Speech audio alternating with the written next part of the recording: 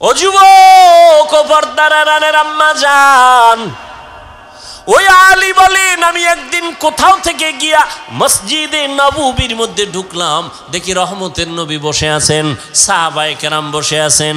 আম্মা জানেরা একটু ভালো করে খেয়াল করে শুনেন, যুবকেরাও শুনো রে বাবা, বৃদ্ধ বাবাজিরাও শুনেন। হযরত আলী বলেন আমি মসজিদে নববীতে ঢুকলাম, রহমতের নবী বসে আছেন, অন্য অন্য সাহাবায়ে কেরামরাও বসে আছেন। একটা প্রশ্ন চলতেছে, জবাব চাইতেছে নবী, কেউ জবাব দেয় না। প্রশ্নটা হলো এই দুনিয়াতে নারীদের জন্য শ্রেষ্ঠ সম্পদের নাম কি? নারীদের জন্য শ্রেষ্ঠ সম্পদ কি? কেউ জবাব দেয় না। হযরত আলী বলেন আমি ঢুকলাম, বসে থাকলাম, কিছুক্ষণ পর দেখলাম কেউ জবাব দেয় না। আমার অন্তরে একটু দাগ আসলো, হঠাৎ করে একটা জবাব আসলো এভাবে যে নবীর কলিজা ফাতেমা, আমি ফাতেমার কাছে জিজ্ঞাসা করলে মনে হয় জবাবটা পাইতে পারি। দৌড় বলবো। প্রশ্ন কি গেছে? প্রশ্ন কি? নারীদের জন্য শ্রেষ্ঠ সম্পদ কি? হযরত আলী বলেন আমার ফাতেমা হয়তো জবাব দিতে পারবে। আমি দৌড়ায় যাই, নবীর কলিজা ফাতেমার থেকে জবাব নিব।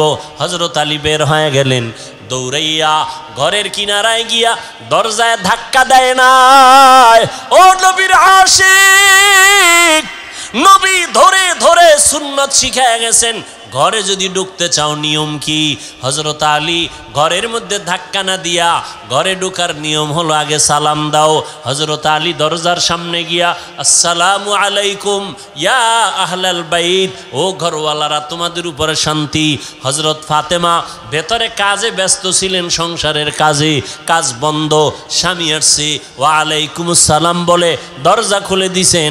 আলী ভেতরে ঢুকলেন, ঘামটা মুছায় দিলেন, ফাতেমা খেদমতের জন্য দাঁড়ায় গেলেন। সব কাজ বন্ধ, এখন স্বামীর কাজ, এটা বড় খেদমত। আমগা আম্মা জানেরা কি করে, এতক্ষণ আম্মাজান শুয়ে শুয়ে টেলিভিশন দেখছিল, স্বামী এসে টের ভাইয়া হুদাও একটা কাজে গেছি গা, স্বামীর কোনো খেদমতের চিন্তাই নাই। স্বামী যদি বলে একটু পানি কি দেওয়া যাবে, নিয়ে খাও। ফাতেমা রাদিয়াল্লাহু তাআলা আনহা স্বামীর খেদমতে নিয়োজিত হয়ে গেছেন, এখন আর কোনো কাজ হবে না।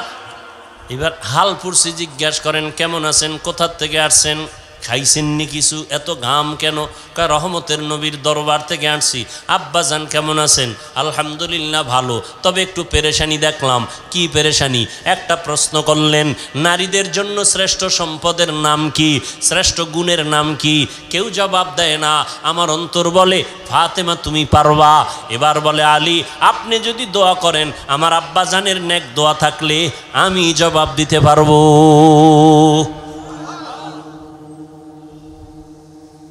আম্মাজান এমন দোয়া পাইছেন, মা ফাতেমা রাদিয়াল্লাহু আনহার। এবার আল্লাহর রসুলের মেয়ে জবাব দিছেন, শুনবেন না আরেকটু দোয়ার দিকে আগায় যাব? নবীজি একটু মন খারাপ লাগলেই ফাতেমার বাড়ি গিয়ে হাজির। কোথাও যাইবে, শেষে ফাতেমার বাড়ি যায়, এরপরে যায় বিদায় নিয়া। আসবেন ফাতেমার ঘরে আগে আসেন, এরপরে অন্যদিকে যান। ওখানে আরো কলিজার দুইটা সন্তান আছে, হাসান। ফাতেমা রাদিয়াল্লাহু আনহার ঘরে যাইতেন নবী। আজকে আবু বকরকে ডাকেন। নবীর সফর সঙ্গী খুব কাছে থাকতেন দুইজন, আবু বকর ওমর, এরপরে লাগলে ওসমান, এরপরে আলী। বলবো? নবী এবার বলে চলো আমরা একটু আমার ফাতেমার ঘরে যাই। আবু বকর সাথে, ওমর সাথে, ওসমান রাদিয়াল্লাহু আনহুম ঘরে গেছেন। ফাতেমা রাদিয়াল্লাহু আনহা নবীকে নাস্তা দিছেন। মেহমান, আমার বাবা দু জাহানের সরদার, এক সুন্দর স্বর্ণের পেয়ালায় মধু কি দিছেন? মধু দিছেন, মধু নবীর সামনে রাখলেন। নবী নজর দিয়ে তাকায় দেখে সুন্দর পেয়ালায় সুন্দর মধুর মাঝে একটা চিকন কালো এভাবে পড়ে আছে। কি বলে না কেন? চুল। নবী দীর্ঘ টাইম তাকায় রইলেন। এবার নবী খোলাফায়ে রাশিদিনকে বলেন, আপনারা কিছু টের পাইছেন নি? আবু বকর বলেন, ইয়া রাসূলুল্লাহ, টের পাইছি। কি পাইছেন? কয় সুন্দর পেয়ালায় সুন্দর মধুর মাঝে কি কথা কয় না, কালো চুল পাইছি। এই মা বোনেরা ভালো করে শুনেন, কালো চুল পেয়েছ। ওমর দেখছেননি? কয় দেখলাম। ওসমান দেখছেননি? কয় দেখলাম। একটা মন্তব্য করেন তো এর উপরে। আবু বকর কয় আমি করি। রসুল বলেন করেন। ইয়া রাসূলুল্লাহ, মানুষের ভেতর একটা দিল আছে, দিল আছে না নাই? দিলটা হলো স্বর্ণের পেয়ালার মতো সুন্দর, আর এই কলবের ভিতরে ঈমানের নূর হলো মধুর মতো মিষ্টি, আর ঈমান অনুযায়ী আমল করা হলো চুলের মতো চিকন কঠিন। মন্তব্যটা কেমন হইল? কথা কয় না। এবার আবু বকর মন্তব্য করছে, ওমর কি বাদ যাবে? কথা কয় না। ওমরে ফারুক বলেন, ইয়া রাসূলুল্লাহ, আমিও কি করবনি মন্তব্য? করেন।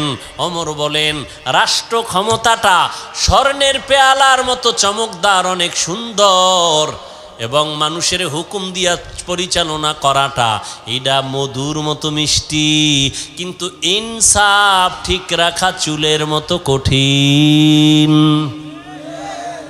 কি রাষ্ট্র চালানো খুব মজা না? যে উঠে কয় আমার আব্বার, আর নামতাম না, এই চেয়ারের কোনো মেয়াদ নাই, কথা কয় না। এটা আমার ভাইয়ের বাপ দাদার, এই চেয়ার আর ছাড়বো না। এবার জনগণের কয় উডো আর বও, এটা কত মজা, কয় মধুর মতো মজা। ওমর কয় ইনসাফ ঠিক রাইখা বিচার চালানো এটা চুলের মতো কঠিন। ইনসাফ, অন্যায় করলে ছেলেরও যেই শাস্তি হবে, অন্যের সেই শাস্তি হবে। ছেলে বলে ক্ষমার কোনো সুযোগ নাই। অন্যায়কে অন্যায় বলতে হবে, অপরাধীকে অপরাধী সাব্যস্ত করে বিচারের আওতায় নিতে হবে। এখানে ছাড় দেওয়ার কোনো সুযোগ হবে না। ওমর যখন মন্তব্য করলেন, কেমন হইল? কথা কয় না। পাশে বাকি আছে কে? উসমান রাদিয়াল্লাহু আনহু। কে সে উসমান? কে সে উসমান? নবী বলেন, লিকুল্লি শাইইন লিকুল্লি নবিয়্যিন রফিকুন ওয়া বাদি, লিকুল্লি নবিয়্যিন রফিকুন অফিল জান্নাতি অবাদি ফিল জান্নাতি ওসমানা। সমস্ত নবীদের একজন জান্নাতে বন্ধু হবে, আমি মুহাম্মদের বন্ধু হবে জান্নাতে আমার ওসমান। নবীজির কয় মেয়ে জানেননি? কথা কন, বলেন। কয় ছেলে? ছেলে নাই। আপনারা মেয়ে হইলে বেজার, ছেলে হইলে খুশি। বিষয় কি? একটা বাবাও কি ছেলে দিয়া আরামে আছে? রাত পোহাইলে ঘুম নষ্ট, রাতে ঘুম নাই, ছেলের যন্ত্রণা, এই সমস্যা ওই সমস্যা। অথচ ছেলে হইলে বাবা খুশি, মেয়ে হলে বেজার। আমার নবী বলেন, আমি 4 কন্যার বাবা, আমার একটা ছেলেও নাই। যে একটা কন্যা পাইছো, একটা জান্নাতের মালিক। ওসমান হলেন নবীর আরো আদরের। 2 জন মেয়েকে বিবাহ দিছেন নবীজি ওসমানের হাতে। ওসমান মন্তব্য করেন, ইয়া রাসূলুল্লাহ, আমার কাছে মনে হয় এই স্বর্ণের পেয়ালার মতো চমকদার হলো আল্লাহর দেওয়া ইলম। আল্লাহর দেওয়া ইলম, কোরআন হাদিসের ইলমে ওহী। আর এই ইলমটা অর্জন করা মধুর মতো মিষ্টি, মধুর মতো মিষ্টি। মধুর সাথে তুলনা দিলেন। আর ইলম অনুযায়ী আমল করা চুলের মতো বড় কঠিন। বাকি রইল কে? আলী।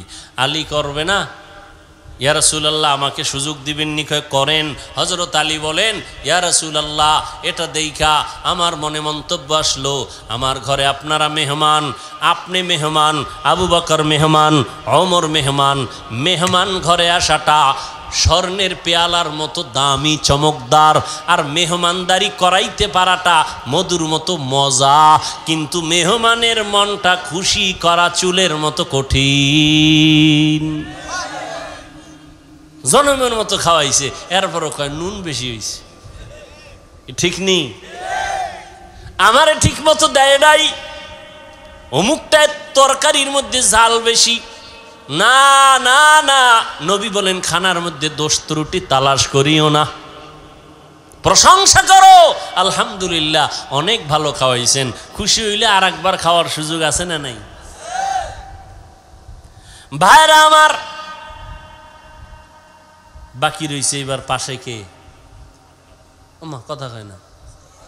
ফাতেমা রাদিয়াল্লাহু তাআলা আনহা, নবীজির কলিজা ফাতেমা রাদিয়াল্লাহু আনহা, আব্বা জান এত সুন্দর একটা মজলিস, আপনি আমারে কত আদর করেন, আমি কি একটু শরীক হব না? মন্তব্য করে বলে করো মা।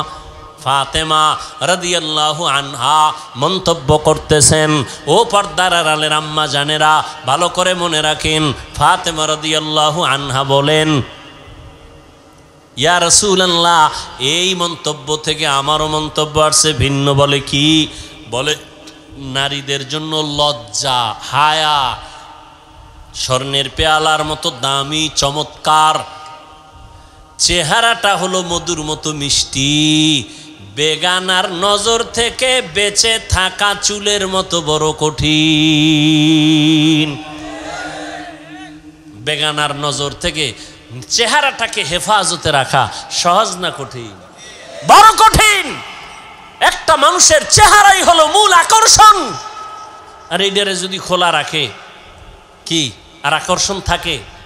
আর আকর্ষণ থাকে না। এই জন্য বিবাহের পাত্রী দেখতে গেলে চেহারা দেখে না, এটা আকর্ষণ।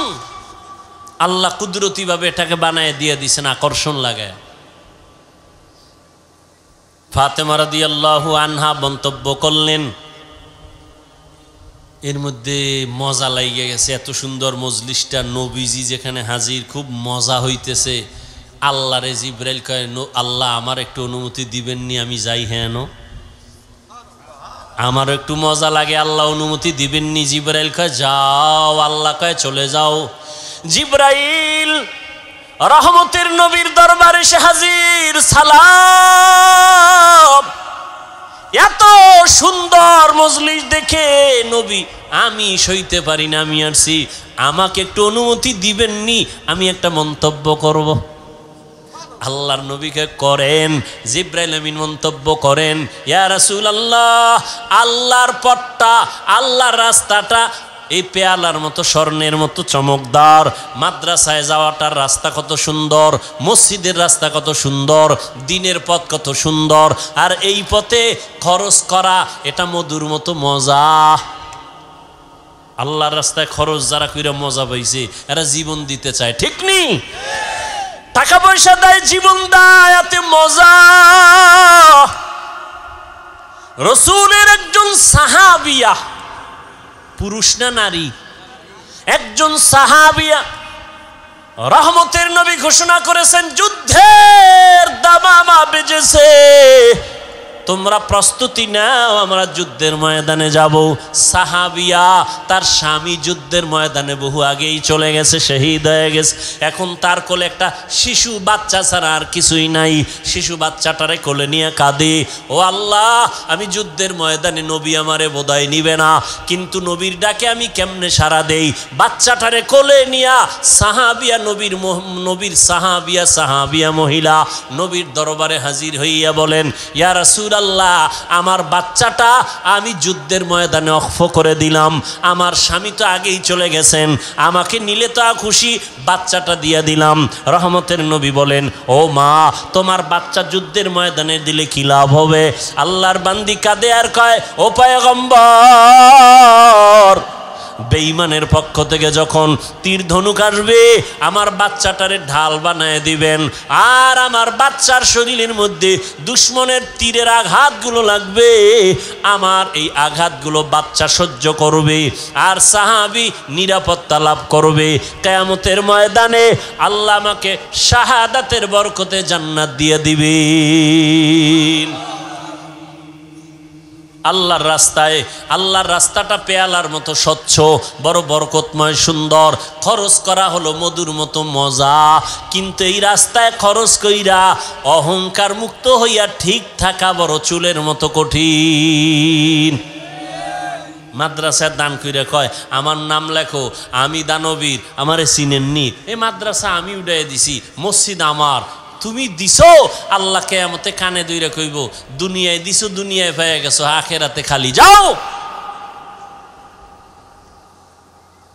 আল্লাহ জিব্রাইলের ওহী নাজিল কইরা কয় জিব্রাইল তুমি গেলা, আমি আল্লাহরে বাদ রাইখা তোমাকে কি ভাল লাগেনি? আমারও অন্তর চাইতেছে, কুদরতি অন্তর, আমিও একটা রহমতের নবীর সাথে সাথে একটা মন্তব্য করি মধু দিয়া। এইবার কয় আল্লাহ করেন, ও জিব্রাইল নবীরে জানায় দাও। আমিও মন্তব্য করে দিলাম, জান্নাত মুমিনের স্থায়ী শান্তির ঠিকানাটা এই স্বর্ণের পেয়ালার মতো চমকদার, আর ওই জান্নাতের নেয়ামতগুলো হবে, জান্নাতের নেয়ামতগুলো হবে একমাত্র মধুর মতো মজা।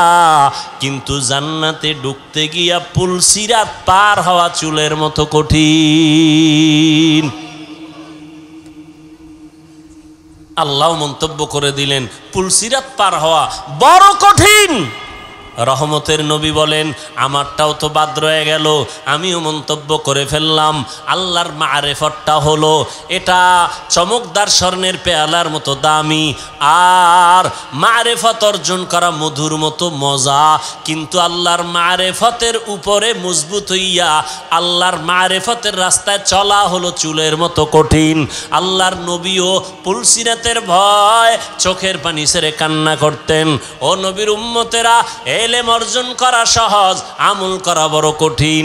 ঈমান আনা সহজ, ঈমানের উপরে মজবুত হইয়া চলা বড় কঠিন। ও আল্লাহর বান্দিরা, চেহারাটা সুন্দর হয়েছে, লজ্জা আছে ঠিকই, কিন্তু পর্দা রক্ষা করা, বেগানার থেকে নিজেরে বাঁচায় রাখা কঠিন। হযরত আলী প্রশ্নের জবাব চাইছিল, শ্রেষ্ঠ গুণ কোনটা, শ্রেষ্ঠ সম্পদ কোনটা? ফাতেমা রাদিয়াল্লাহু আনহা বলেন নারীদের শ্রেষ্ঠ গুণ হলো বেগানার নজর থেকে নিজেকে হেফাজতে রাখা, এটা নারীদের বড় শ্রেষ্ঠ গুণ। ও পর্দার আড়ালের আম্মা জান, আল্লাহ পাক লজ্জাও দিলেন, চেহারাটাও সুন্দর বানাইলেন। বেগানার থেকে নিজেকে বাঁচায় রাখা বড় কঠিন হয়ে গেল। এখনো যদি চেষ্টা করেন চেহারাটাকে হেফাজতে রাখতে পারেন, পর্দা রক্ষা করেন, আপনার গর্ভ থেকে আল্লাহ আব্দুল কাদের জিলানীর মতো সন্তান দান করবেন।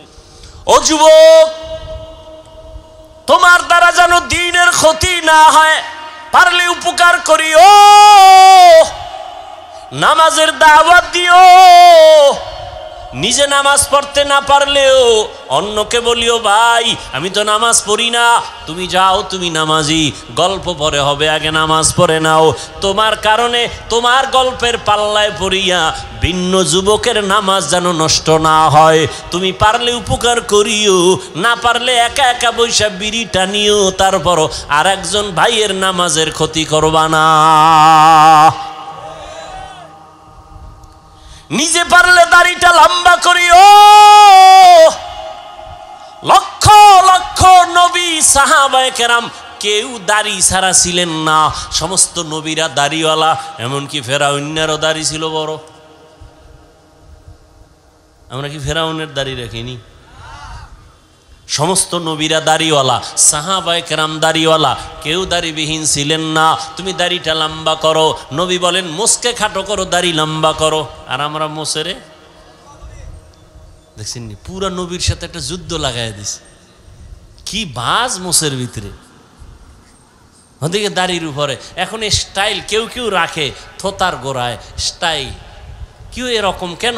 খেলোয়াড়রা তো রাখছে, এই জন্য আমি তার অনুসরণ করি, মোহাম্মদেরটা নয়। নাউযুবিল্লাহি মিন যালিক। আল্লাহ হেদায়াত দান করুন। দাড়ি রাখতে পারো না রে যুবক বাবা, তোমার সাথে দুশ্মনী নাই, দেখলে সালাম দিব, কোলে নিব, বুকে লাগাবো, গালি দিব না, কিন্তু অনুরোধ করে বলি অন্যের দাড়ি রাখার ক্ষেত্রে তুমি বাধা হইও না। তুমি তাকে উৎসাহ দাও, আমি পারি না, তুমি রাখো, কিন্তু তোমার কারণে ভিন্ন কেউ যেন দাড়ির থেকে বঞ্চিত হয় না যায়। কারণ দাড়িবিহীন লোকটার 24 ঘন্টা অল টাইম সেকেন্ডে সেকেন্ডে সেকেন্ডে সেকেন্ডে কবিরা গুনাহ কবিরা গুনাহ কবিরা গুনাহ লেখাই হয়। আল্লাহ হেদায়াত দান করুন।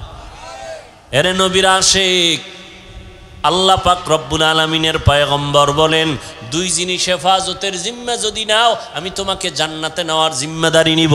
1 নাম্বার জবানটারে কন্ট্রোল করো, 2 নাম্বারে লজ্জাস্থান হেফাজত করো।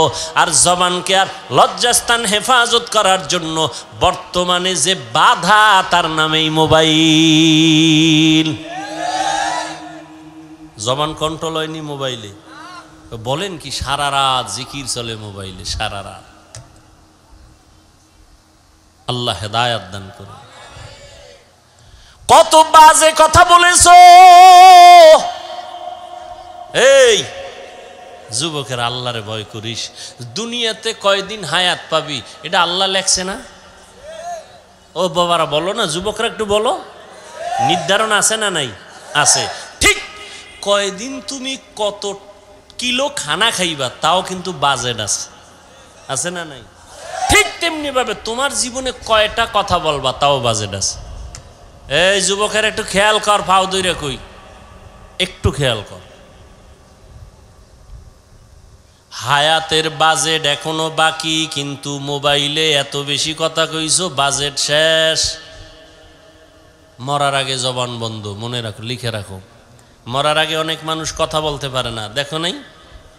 কারণ কি? হায়াতের বাজেট বাকি, কথার বাজেট নাই। এই জন্য হিসাব করে কথা কইও।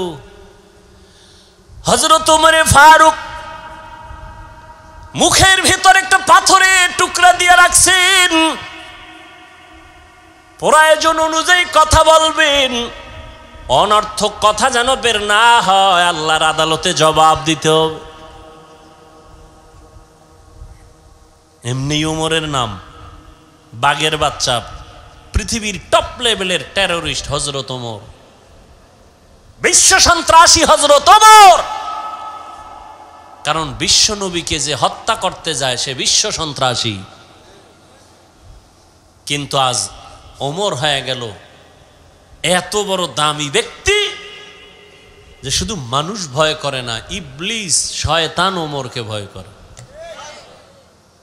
আমগো দেশের এক বাঙালিকা হুজুর, আমারও শয়তান ভয় করে। কেন কয়? আমি ওর থেকে বড় শয়তান। আমি যে আকাম জানি সিফায় গিয়া, এটা শয়তানও জানে না। আল্লাহ হেদায়াত দান করুন। ফাতেমা রাদিয়াল্লাহু আনহার একটা কথা টানছিলাম, মনে আসেনি? সুযোগ থাকলে বলবো, যদি আপনারা ধৈর্য ধারণ করে বসেন ইনশাআল্লাহ। নামাজ তো পড়েন নাই, ফজরটাও পড়বেন কিনে নিয়ে তো টেনশন নাই। এই টেনশন আমাদের, নামাজ পড়তেই হবে। একা একা যাইয়ে যদি নামাজটা না পড়ে ঘুমাই, বউও কিছু কইব না ভয়ে, কিন্তু আমার ভিতরে আল্লাহর ভয়, যে এই সম্মান তো আমি টাকা দিয়ে অর্জন করতে পারি নাই, এই সম্মান তো আমার সার্টিফিকেট দেওয়া হয় নাই, সম্মান আল্লাহ দিছেন। যদি আল্লাহকে বেজার করি, আল্লাহ সম্মান ধুলায় মিশাই দিবে, পারেনি আল্লাহ? হা, কি কথা বলতেছিলাম? এরে নবীর আশিক ও পর্দার আড়ালের আম্মা জান, ও যুবক, আমি তোমাদের পায়ে হাত রেখে বলি, বয়ান করে আমি তোমাদের আমার মতো হুজুর বানাবার জন্য আসি নাই। আমি একবারও বলি না তোমরা আমার মতো হুজুর হও, দাড়ি রেখে পাগড়ি লাগাও, একবারও বলি নাই, বলবো না। বরং আমি তোমাদের আশ্বস্ত করি, সাহস দেই, স্কুলে পড়ো, কলেজে পড়ো, চাকরি করো, করো, ওই রাস্তায় থাকো। তুমি একজন ডাক্তার হও, আমার দেশের গৌরব। তুমি একজন ইঞ্জিনিয়ার হও, আমার মুসলমান ও দেশের গৌরব। তুমি একজন ভালো দার্শনিক হও, আমার দেশের গৌরব। মুসলমানের একটা গৌরব, মুসলমানের ডাক্তার, মুসলমান ইঞ্জিনিয়ার, মুসলমান একজন দার্শনিক। তবে তোমার কাছে আমার দাবি, সম্মানের জীবন চাইও। ওই সম্মান চাইও না যে মেয়াদ শেষে আবার জেলখানায় ঢুকায় দিবে। এমন সম্মানের জীবন চাইও, আল্লাহকে রাজি কইরা চলবা। কোন দল ক্ষমতায় আসবে আর যাবে টেনশন লাগবে না, তোমার সম্মানের চেয়ার থাকবে আজীবন। সম্মানের জীবন চাইও। আর সম্মানের জীবন যদি চাইতে হয়, ভালো করে লিখে রাখি ওরে যুবক, ডাক্তার হইয়াও জীবনভর সম্মানের চেয়ারে থাকবি। মরিয়া গেলে মানুষ বুকের সাথে লাগাইয়া শ্রদ্ধার সাথে স্মরণ করবে, দোয়া করবে। ইঞ্জিনিয়ার হলো সম্মান যাবে না, ডাক্তার হলো সম্মান যাবে না, ডক্টর হলো সম্মান যাবে না। দুইটা পুঁজি ঠিক রাইখা ডাক্তারি ভরো, দুই পুঁজি ঠিক রাইখা তুমি ইঞ্জিনিয়ার হও। প্রথম পুঁজি শরীরের সুস্থতা, দ্বিতীয় পুঁজি সুন্দর চরিত্র। এই দুইটা নাই, তোর সম্মান নেই। চরিত্র ভালো কিন্তু অসুস্থ, চাকরি কোনোদিন হবে? টিকবে? সুস্থ তুমি সবল, ডাক্তার বলে কোনো রোগ নাই, চরিত্র খারাপ, টিকবে চাকরি? এই দুই জিনিস লাগবে। আর এই দুই জিনিস ধ্বংস করে একমাত্র মোবাইল। মোবাইলে তোমার অসুস্থ বানাইছে, খবর নাই। ওই যে একটু আগে বলছিলাম, কথা বলার মেয়াদ আল্লাহ দিয়েছেন। মোবাইলে যদি অজস্র কথা বলিয়া মেয়াদ শেষ হওয়ার আগে অনবরত কথা বলিয়া কথার বাজেট শেষ করো, মরার আগে বোবা হইয়া বিছানায় কান্না করবি, জবানে কথা নাই, কারণ বাজেট শেষ। এই জন্য গুইনে গুইনে কথা কইস। আজকে গিয়া বলবি, এই ভালোবাসার পাত্রী, আজকে থেকে কথা গুইনে গুইনে কইতে হইব, নাহলে তুমিও বোবা আমিও বোবা।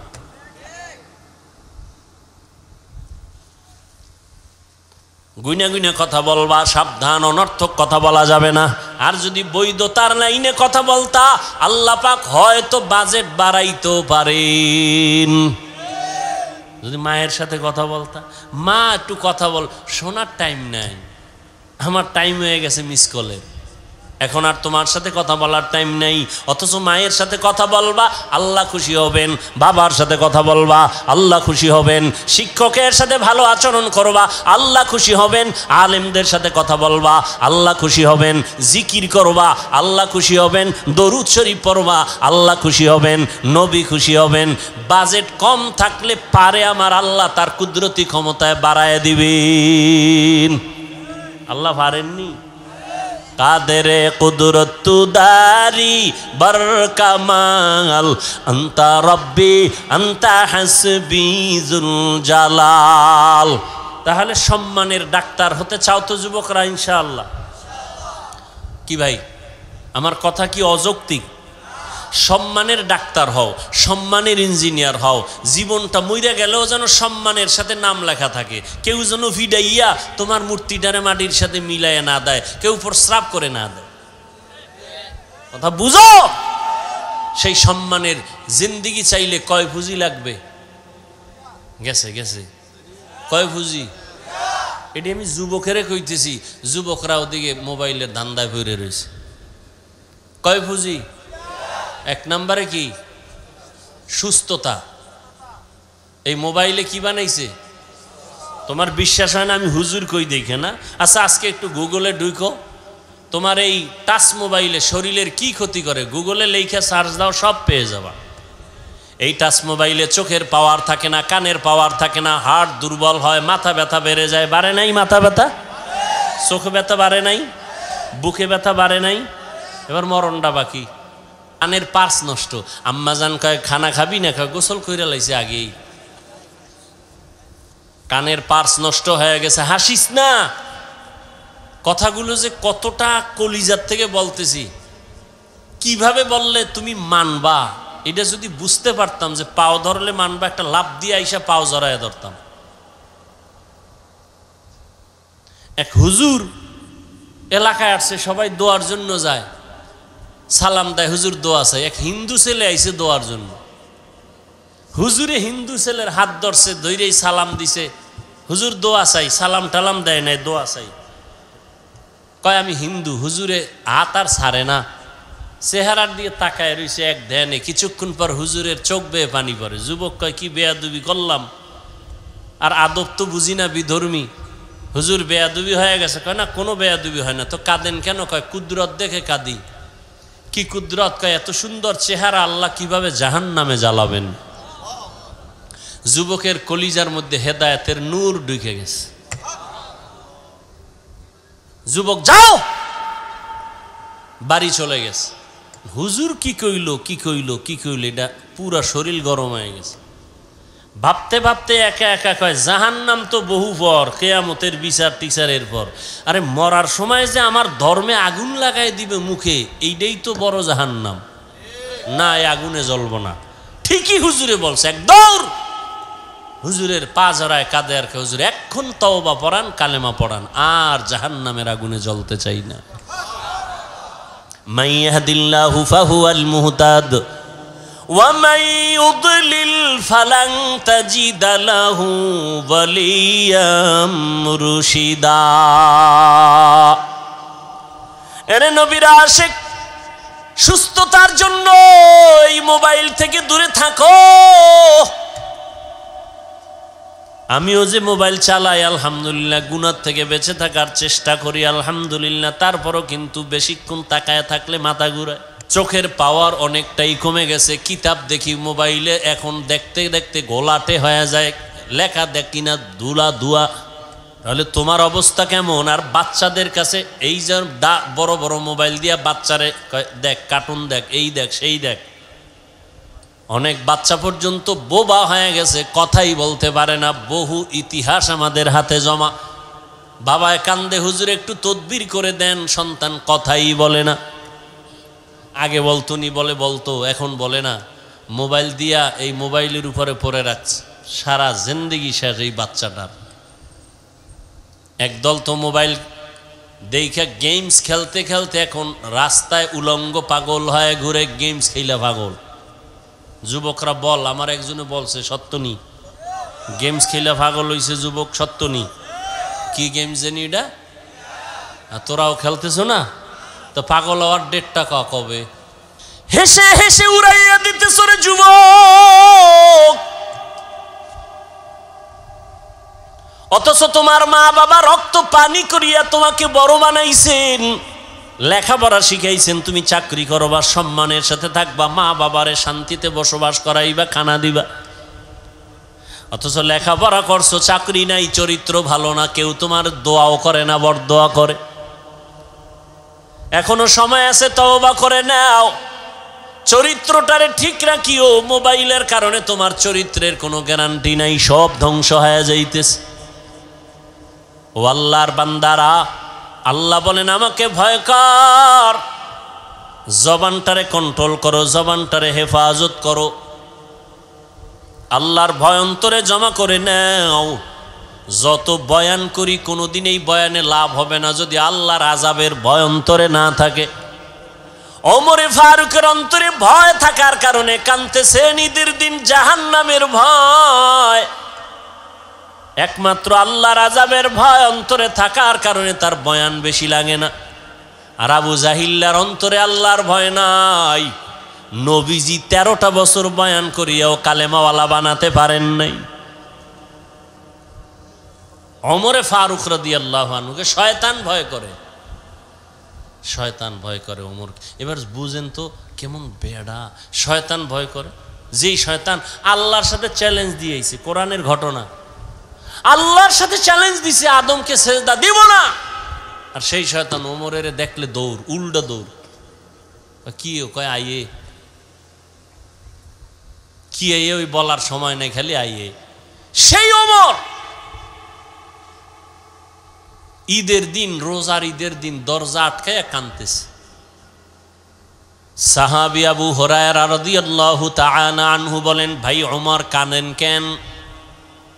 জাহান্নামের ভয়। আরে 10 জন সাহাবা জান্নাতের সুসংবাদ পেয়েছেন, এর ভেতরে আপনি দ্বিতীয়। আপনি কাঁদেন কেন? আপনি তো জান্নাতের সুসংবাদ প্রাপ্তদের অন্তর্ভুক্ত। খলিফাতুল মুসলিমিন ওমর কয়, আবু হুরায়রা, যে আল্লাহ দয়া করে জান্নাতের সার্টিফিকেট দিয়েছেন, ভয় অন্তরে ভয়, কোন আমলের কারণে না জানি আল্লাহ বেজার হয়ে আবার সার্টিফিকেট ক্যান্সেল করে দিতে পারেন। পারেন না? পারেন না? এই ভয়টা যদি ওমরের অন্তরে থাকে, আপনার আমার অন্তরে কিভাবে থাকা উচিত? দেখছেন, ওমর খেলাফতের দায়িত্বে আছে, পুরা অর্ধজাহানের খলিফা ওমর। রাতের বেলা ঘুমায় না, এলাকায় ঘুরে ঘুরে খবর নেয় কার কি হালাত। এক ঘরের সিফায় গিয়া দেয় ভিতরে বাতি জ্বলে, পাশে গোপনত্ব বজায় রেখা শুনতেছে।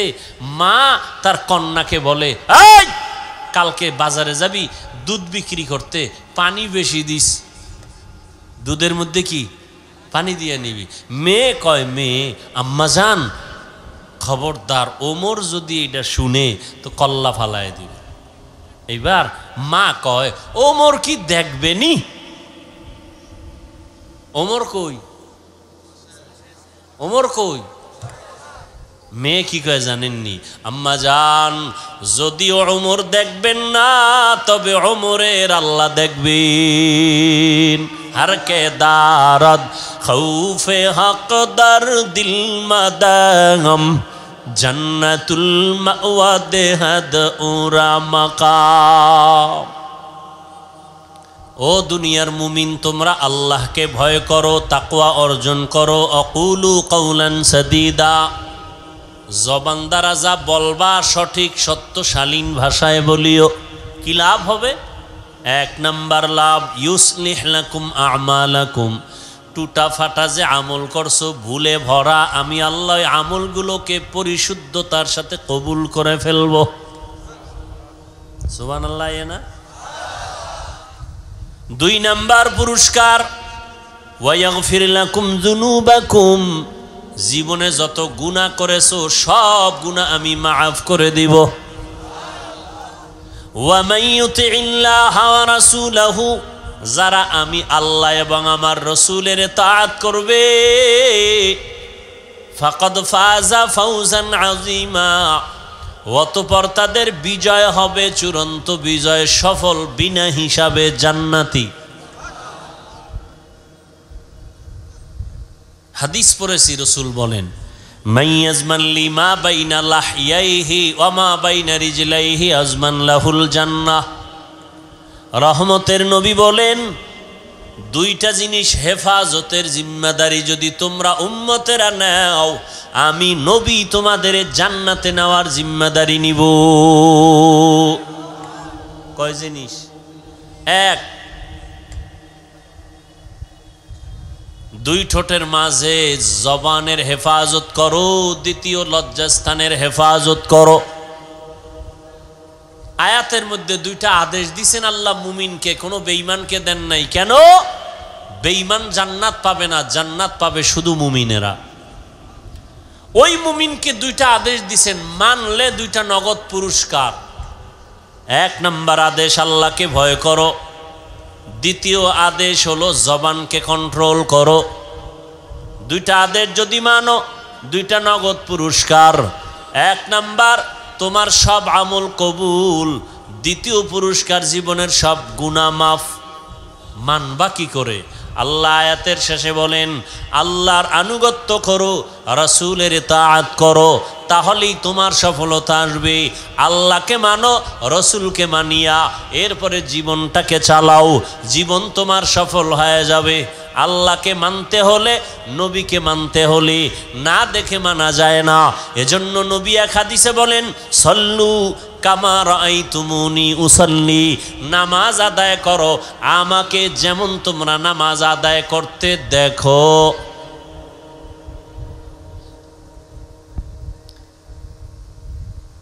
নবীকে যেমন নামাজ আদায় করতে দেখো তেমন তোমরা আদায় করো। কিতাবে দেখো, নবী বলেন না, বলছে আমাকে দেখো, কিতাবে না। কারণ কিতাবে অনেক কিছু আছে বুঝবা না, বুঝার মেধা নাই। আমি নবী যেভাবে বুঝাই ওইভাবে বুঝো। কিতাব যদি একা একা বুঝতে যাও সম্ভব হবে না। আমি যেভাবে বুঝাবো ওইভাবে বুঝবা। আমি শুধু মুখে বুঝাবো না, প্র্যাকটিক্যাল আবার আমল করে বাস্তবায়নে দেখায় দিব। চুল কাটা সুন্নত কিতাবে আছে, আমি নবী এটা আমলের মাধ্যমে প্র্যাকটিক্যাল দেখায় দেই। কিতাব দেখলে হবে না, কিতাবের কথা শুনো, আমি মুহাম্মদ রে দেখো। কিতাবের মধ্যে আছে আঙ্গুলের নখগুলো সুন্নত তরিকায় কাটো।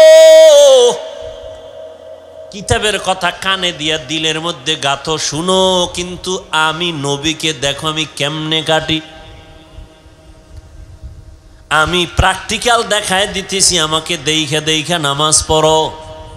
রুকু কেমনে দেই, সেজদা কেমনে দেই, হাত কেমনে বাঁধি ওইভাবে বাঁধো। নজর কোথায় রাখি, পায়ের আঙ্গুল কেমনে থাকে, হাতের আঙ্গুল কেমনে থাকবে। ওরে আল্লাহর বান্দা, আঙ্গুলগুলো কানের কোন পর্যন্ত উঠানো যাবে, আমি নবী প্র্যাকটিক্যাল দেখাইতেছি, ওইভাবে দেখো। এই উম্মতেরা বলবে নবীরে দেখা যায় না, আমরা কেমনে নবীর অনুসরণ করি দেখব। নবী কয় আমারে যারা দেখছে তাদেরে দেখো। নবীরে দেখছেন সাহাবায়ে কেরাম, সাহাবায়ে কেরামদের দেখছেন তাবেঈন, তাবেঈনদেরকে দেখছেন তাবেঈন, তাদের দেখছেন উলামায়ে মুতাকাদ্দিমিন, তাদের দেখছেন উলামায়ে মুতাখিরিন। এইভাবে উলামায়ে কেরাম দেখছেন, দেখতে দেখতে এই পর্যন্ত আসছে। ও উম্মত, তোমরা যারা আলেম না, কোরআন হাদিসের আরবি বুঝো না, ব্যাখ্যা বুঝো না, তোমরা বয়ান শুনো আর টুপি মাথায় দেওয়া সুন্নত, দাড়ি রাখা নবীর আদর্শ, জামা পরা নবীর সুন্নত, পানি 3 শ্বাসে পান করা নবীর সুন্নত, কেমনে গেলাসটা ধরবা, কেমনে পানি পান করবা। হুজুরদের বয়ান শুধু কানে শুনবা, দিলে ঢুকাইবা, আর আমলের বেলায় আলেমদের দেইখা দেইখা আমল করবা।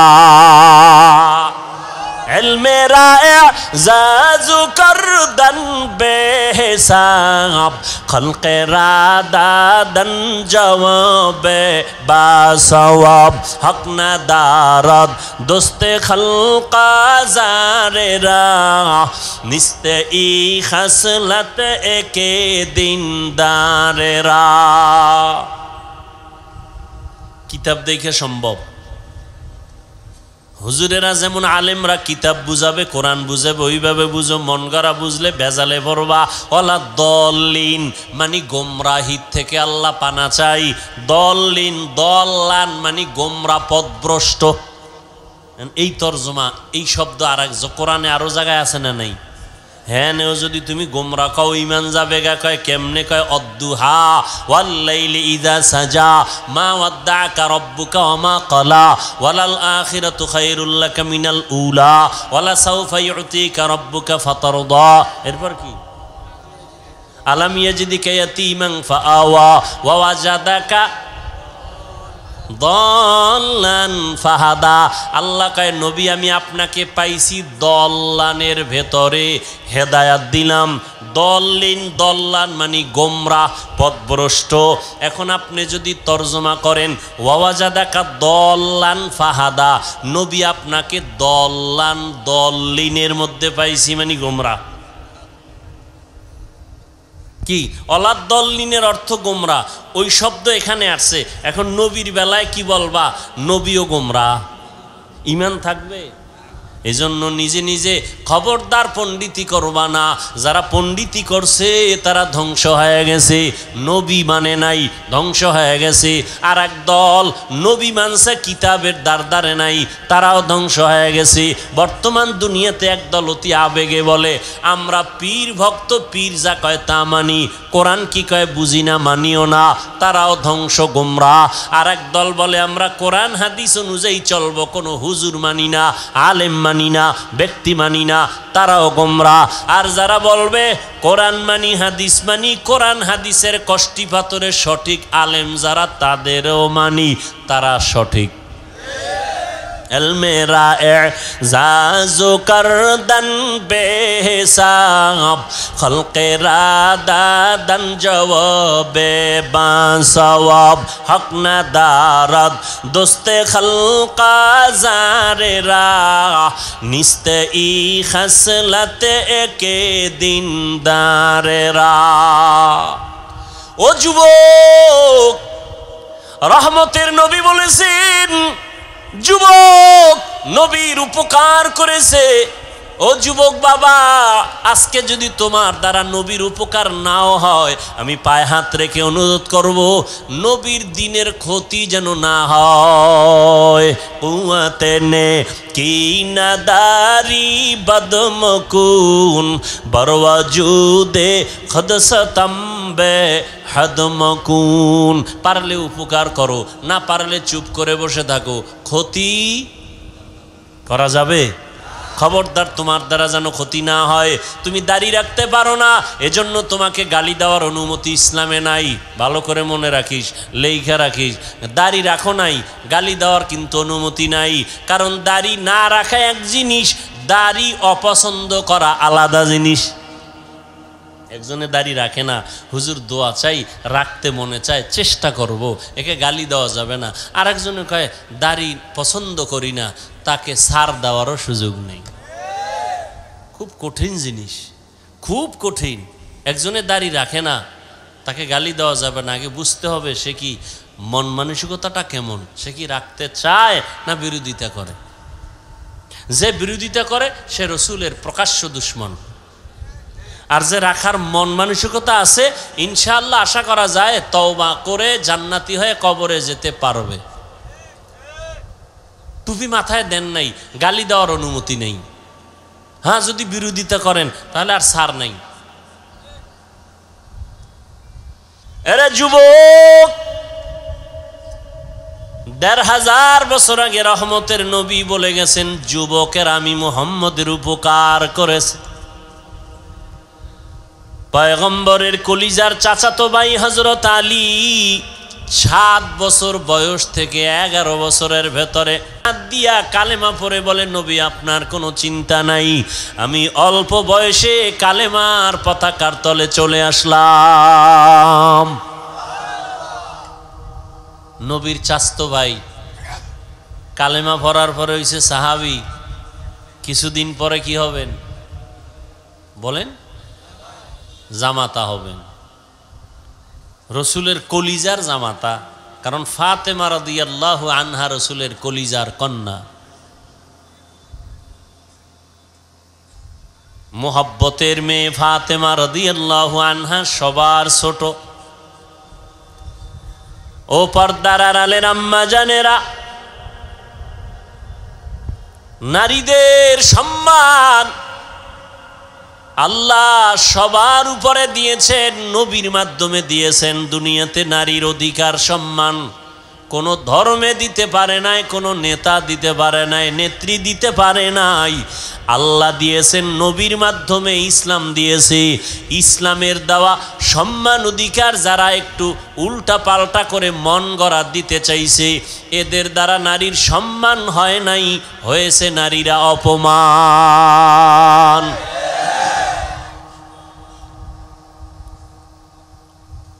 দিয়া কালেমা পড়ে বলে নবী আপনার কোনো চিন্তা নাই, আমি অল্প বয়সে কালেমার পতাকার তলে চলে আসলাম। নবীর চাচাতো ভাই কালেমা পড়ার পরে হইছে সাহাবী। কিছুদিন পরে কি হবেন বলেন? জামাতা হবেন, রসুলের কলিজার জামাতা। কারণ ফাতেমা রাদিয়াল্লাহু আনহা রসুলের কলিজার কন্যা।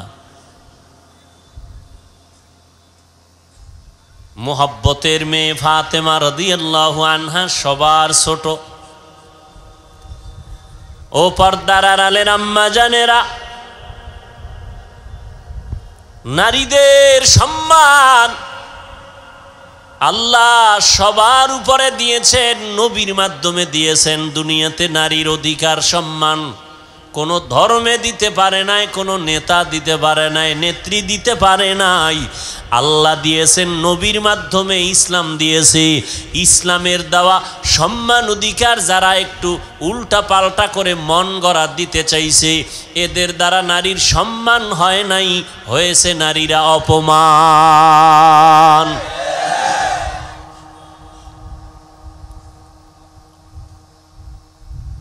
প্রত্যেকটা জিনিস বানাইয়া ওইটা চালানোর জন্য কিছু পদ্ধতি আবার বানানোওয়ালা দেখায় দেয়, ক্যাটালগ দিয়ে দেয়।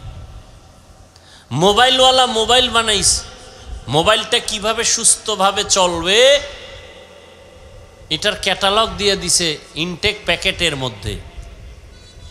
কিভাবে চার্জ দিবা, কিভাবে সিম ঢুকাইবা, সব ওখানে দেওয়া আছে। মন গড়া কিছু করতে গেলে মোবাইল চলবে না, ধ্বংস হয়ে যাবে। আল্লাহ মানুষ বানাইছেন, মানুষ কিভাবে শান্তির জীবন যাপন করবে ক্যাটালগ দিয়ে দিছেন কোরআনুল করিম। বুঝাবার জন্য রসুল দিছেন রহমাতুল্লিল।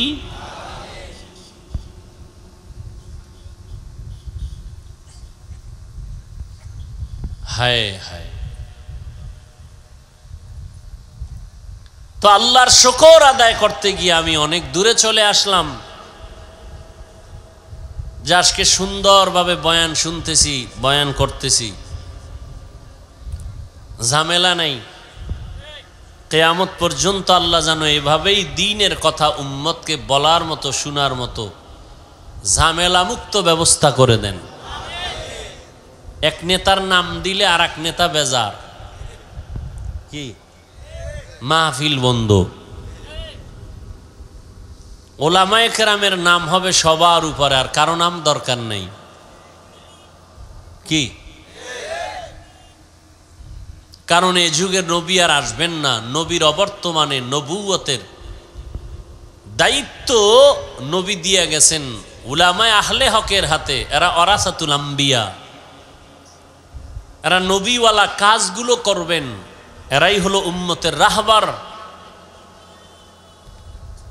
আল্লাহ উলামায়ে কেরামদেরকে এক হয়ে দ্বীনের পথে কাজ করার তৌফিক দান করেন। এমন কোনো কথা বলবেন না, কাজ করবেন না যে উলামাদের মাঝে ডিভাইড তৈরি হয়, বিপরীত অবস্থা দেখা যায়, এমনটা যেন না হয়। উলামায়ে কেরাম যখন এক থাকবেন পুরা দুনিয়া এক হয়ে যাবে। একটা ফ্যামিলির মা বাবা সন্তান যখন এক থাকে, ওখানে কেউ বাঁকা চোখে তাকাইতে পারে না। উলামায়ে কেরাম যখন থাকবেন এক, গোটা জাতি এক হয়ে যাবে। তখন ভারত কেন, রাশিয়া কেন, আমেরিকা কেন, কেউ বাঁকা চোখে নজর দিতে পারবে না ইনশাআল্লাহ।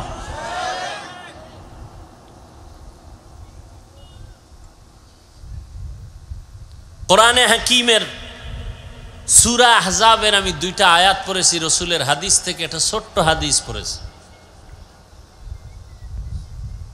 বেহেশতের বাগানে বসছেন বড় দামি, এখানে বসার সাথে সাথে জীবনের সব গুনাহ মাফ হয়ে গেছে। ধৈর্যের সাথে যদি একটু সময় দেন তো আমি আলোচনা করব, উঠা বসা করলে মোনাজাত দিয়ে চলে যাব। কারণ এটা কোনো নাটকের প্যান্ডেল না যে মন চাইলে বসবেন, মন চাইলে উঠবেন, মন চাইলে চা খাবেন, মন চাইলে পান খাবেন না। এটা এমন কোনো নাটকের মঞ্চ না, এটা এমন বরকতের মজলিস বলা যায় না। এখান থেকে কেউ হেদায়াত পেয়ে বাড়ি যাবে, ওলির খাতায় আল্লাহ নাম উঠায় দিবেন।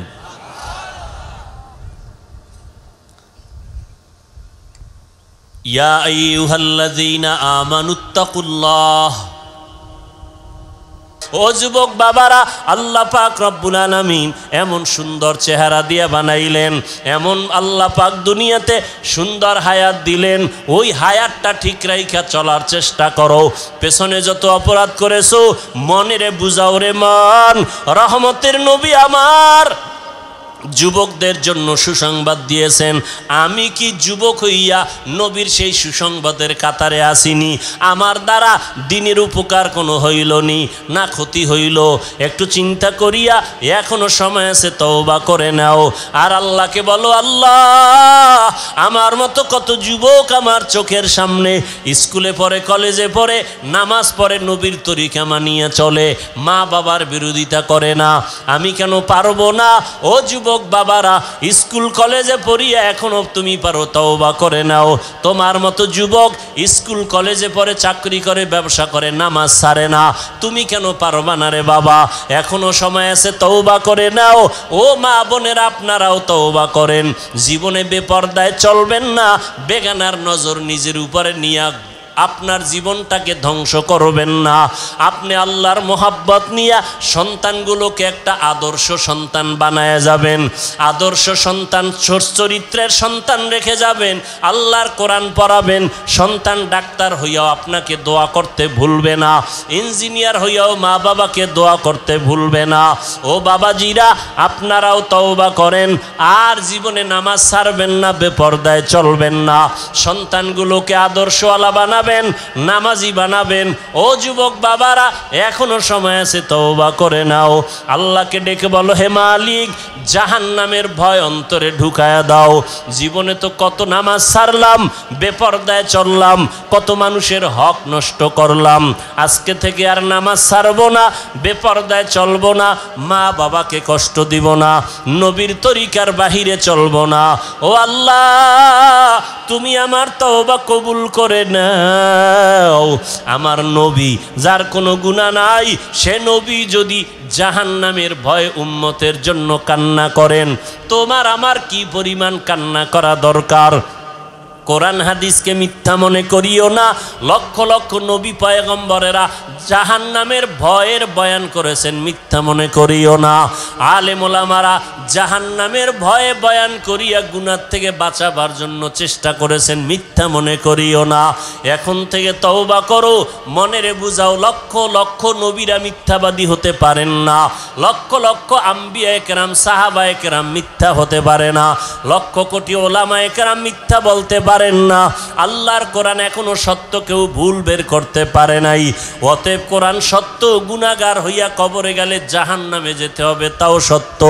এই কথা অন্তরে নিয়া মনে মনে তওবা করো, আর আল্লাহকে বলো, আল্লাহ আজকে থেকে দাড়ি আর কাটবো না, বেপরদায় চলবো না, মা বাবাকে আর কোনো দিন কষ্ট দিব না।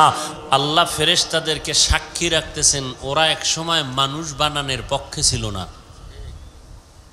আল্লাহ বলেন, ফেরেশতা তোমরাই বলো এরা কারা? বলে, এরা আদম জাত। কেন আসছে এখানে? টাকা চায় না, বাড়ি গাড়ি না, কি চায়? জান্নাত চায়, আর জাহান্নাম থেকে মুক্তি চায়। আর কি চায়? আপনার মোলাকাত চায়। এরা আমার জান্নাত দেখছে? কয় দেখে নেই। যদি দেখতো তো পাগল হয়ে যেত। এই মানুষগুলো কি জাহান্নাম দেখছে কখনো? কয় না, দেখে নাই। যদি দেখতো তাহলে জীবন দিয়া ভাগার চেষ্টা করত। আমি আল্লাহকে দেখছে? কয় দেখে নাই। যদি দেখতো তাহলে বুক ফেটে মেরে যাইত। আল্লাহ কয়, ফেরেশতা, যেই মানুষ বানাইতে নিষেধ করছিলা, সেই মানুষ আমি আল্লাহকে না দেখে, জান্নাত না দেখে, জাহান্নাম না দেখে, গুনার ভয়ে, নেক আমলের আশায়, বসার বিছানা ভালো না, খানা দানা নাই, কে ধনী কে গরিব, কে ছোট কে বড়, সব একাকার হয়ে আছে, নির্ভয় বসে আছে। দুনিয়ার টাকাওয়ালারা এরকম মানুষ জমাইতে চাইলে এমপি মন্ত্রীরা কত র্যাব লাগতো, ভয় কোন দিক থেকে গুলি আসে। আপনাদের কোনো ভয়? আলহামদুলিল্লাহ, আমাদেরও কোনো ভয় নেই। কোন সরকার গেল আর কে আইলো এ চিন্তা আপনার আছে, আমাদের নেই। কি কোনো আলেমের আছে? আমরা আগেও কোরআন হাদিসের কথা বলি, মানুষকে জাহান্নাম থেকে বাঁচানোর বয়ান করি, জান্নাতের বয়ান করি, এখনো করব। যে আল্লাহ মানে না, রসুল মানে না, সে আমাদের বন্ধু না। ক্লিয়ার? আর আপনাদের কি? যে আপনাদেরকে টাকা পয়সা দেবে না সে আপনাদের বন্ধু না, যে দিবে সে বন্ধু। চাই সে সুদ খায়, ঘুষ খায়, হারাম খায়, ও নিয়ে টেনশন নাই। আর আমগো যদি বাড়ি কইরা দিমু, আগে জিজ্ঞাসা করি টাকা হালাল না হারাম। তোমার হারাম টাকার বাড়ি দরকার নাই, এক তুফানে 1 সেকেন্ডে বাড়ি ধ্বংস হয়ে যাবে। ওই বিল্ডিং লাগবে না, খেরের ঘর ভালো, যেটা আজীবন থাকবে। এই ঠিকটা কাজে লাগাইলে তো জান্নাত রেডি। কাজে লাগাইতে পারছেন? পারলে তাহলে আওয়ামী লীগ গেল, এরপরও কেন মানুষের ঘুম হারাম, চাঁদাবাজি হয়, কেন ঘরে আগুন লাগে, কেন মারপিট হয়, কেন জুলুম হয়? বিষয় কি? আসমানের ফেরেশতারা মনে হয় এগুলো করতেছে নাইমা। আল্লাহ জুলুম থেকে আমার দেশ, আমার জাতিকে কুদরতের হাতে হেফাজত করুন। গতকাল প্রথম বয়ান করেছিলাম ঢাকাতে, উমরা থেকে এসে বলেছিলাম 2টা অপরাধ করলে শাস্তি হবে মরার আগে। মরার পরে না আগে? কয় অপরাধ? প্রথম অপরাধের নাম জুলুম। জুলুম করার পরে শাস্তি মরার আগে না পরে? টের পাননি কিছু? আপনারটাও হবে। আপনি যে ভাইয়ের সাথে জুলুম করছেন, আপনারটাও হয়ে যাবে। টের পাইবেন না, মাইয়ের পাও ভেঙে যাইব। আপনি বুঝতেও পারবেন না যে ভাইয়ের জুলুম করছো, এই জুলুমের বিচার শুরু। দোকানে আগুন লাগবে কেন? ওই যে জুলুম করছো কর্মচারীর সাথে, জুলুম করেছো মা বাবার সাথে, জুলুম করেছো শিক্ষকের সাথে। এরকম ছাত্র আছে যারা শিক্ষকদের সাথে জুলুম করে। জুলুম 3 প্রকার। কয় প্রকার? আল্লাহর সাথে জুলুম করা, নিজের সাথে জুলুম করা, অন্যের সাথে জুলুম করা। আল্লাহর সাথে জুলুমের নাম শিরিক। আল্লাহ শিরিকের জুলুম থেকে আমাদের হেফাজত করুন। আল্লাহ কয়জন? খুব ভেবেচিন্তে বলেন, আল্লাহ কতজন? আল্লাহ যে এক, কোন দিক থেকে এক? রিজিক দেওয়ার বেলায় আল্লাহ একটু দুর্বল, সেখানে গ্রামীণ ব্যাংকের সহযোগিতা লাগবে, এনজিও লাগবে, লোন উঠাইতে হবে। হ্যাঁ, তাহলে রিজিক দেওয়ার বেলায় আল্লাহ, হায়াত দেওয়ার বেলায় আল্লাহ। অমুক দল ক্ষমতায় থাকলে আমরা মরে যাব, অমুক দল আসলে বাঁচবো। হায়াত মৌতের মালিক দল না আল্লাহ। তো এই চাপাবাজি কেন করেন যে অমুক দল আসলে মরে যাব, অমুক দল না থাকলে আমরা বেঁচে থাকব? রিজিক দেওয়ার মালিক এককভাবে আল্লাহ, হায়াত দেওয়ার ক্ষেত্রে এককভাবে মালিককে, সম্মান দেওয়ার ক্ষেত্রে মালিক এক আল্লাহ, আমাদেরকে সুস্থ রাখার ক্ষেত্রে মালিক কয় আল্লাহ? যেই এক আল্লাহ রিজিক দেন, নাকি আপনাদের ধারণা থাকলে বলতে পারেন যে না, রিজিক দেওয়ার ক্ষেত্রে অন্যেরও কিছু অংশ আছে, ছেলে কিছু দেয়? কেন অনেকে বলে না, ছেলে যদি চাকরি না করতো না খাইয়া মরে যাইতাম, বলে না? তা না খাইয়া মরে যাওয়ার ক্ষমতা ছেলের হাতে, চাকরির হাতে, সার্টিফিকেটের হাতে? আমগো তো কোনো সার্টিফিকেট নাই। হাটহাজারীর হুজুর রাহিমাহুল্লাহ তাকে ধৈর্য বাইন্দে এরপরে সার্টিফিকেট বা সনদের স্বীকৃতি দিছিল। ওই সনদ কি আমগো টাকা দেয়? কথা বলেন, কিচ্ছু না। কই আমরা না খায় মরছি? পৃথিবীতে কোরআনওয়ালা ওলামায়ে কেরামের মতো সম্মানেও কেউ নাই, শান্তিতেও কেউ নাই। শান্তি দেওয়ার মালিক, সম্মান দেওয়ার মালিক। জীবন তো আছে আপনার, তবে আল্লাহর কাছে আজকে থেকে নতুন করে দোয়াটা করবেন। যারা বুঝেন নাই করেন, আজকে থেকে করিয়েন। আল্লাহ সম্মানের জীবন চাই। কি সম্মান, কি জীবন? দ্বিতীয় পাশাপাশি বলবেন আল্লাহ সম্মানের রিজিক চাই। কানে থাপ্পড় দিয়া রিজিক দিবে, ভাত দিবে, ওই ভাত চাই না। জেলখানায় ঢুকায় 2টা রুটি দিবে, সে রুটি চাই না। আমার ছেলেকে হাত করা লাগায় এরপরে আমাকে খানা দিবে, মিষ্টি খাওয়াবে। জেলখানায় রিমান্ডের মার দিয়ে আবার নাস্তার প্লেটে গিয়ে একসাথে ভাত খাওয়াবে, সে খানা চাই না। কি খানা চাই? ইজ্জতের খানা চাই। আমরা মসজিদে উলামায়ে কেরাম যা পায় সম্মানের সাথে পায় না? তুলনামূলক কিন্তু আপনাদের থেকে কম। আপনাদের মাসে কামাই 50,000, হুজুরের 10,000, 6 মাস বাকি, ঠিক নি? কিন্তু সম্মানটা কেমন হিসাব করেন তো? আপনার 50,000 না 50,000 কোটির থেকেও বেশি সম্মানের রিজিক আল্লাহ সবাইকে দান করেন। তাহলে যে এক আল্লাহ রিজিক দেন, এক আল্লাহ হায়াত দেন, সে এক আল্লাহকে সেজদা দেওয়া উচিত না? সেজদা আর একজনে পায় কেন? পায়নি? সোনার বাংলায় সেজদা আরো কেউ পায় না? পায় না? আচ্ছা আমাকে একটু বলেন তো, আল্লাহ তো একজন, সবাই স্বীকার করলেন। আল্লাহ ছাড়া যা আছে এদেরকে আরবি ভাষায় এক বচনে বলে মাখলুক, বহু বচনে বলে মাখলুকত। আর সমস্ত মাখলুকতের মধ্যে শ্রেষ্ঠ মানুষ, এ কথা আপনারা একমত না জিন? আমার সাথে একটু জবাব দেন, শ্রেষ্ঠ কি জিন না মানুষ? ফেরেশতা মানুষের থেকে শ্রেষ্ঠ? এবার বলেন তো মানুষ কিসের সৃষ্টি? জিন আগুনের, ফেরেশতা নূরের সৃষ্টি শ্রেষ্ঠ না মাটির সৃষ্টি? মানুষ শ্রেষ্ঠ। সিদ্ধান্ত কার? যদি লেখা রাখতে পারতেন কামে লাগতো। আবার বলছি, সমস্ত মাখলুকতের মধ্যে নূরের সৃষ্টি ফেরেশতারা শ্রেষ্ঠ, আগুনের সৃষ্টি জিন শ্রেষ্ঠ, মাটির সৃষ্টি ঘোষণাকার। এই সিদ্ধান্ত কি অস্থায়ী না স্থায়ী? ওয়ালাকাদ কাররামনা বানি আদম ওয়া হামালনাহুম ফিল বাররি ওয়াল বাহরি ওয়া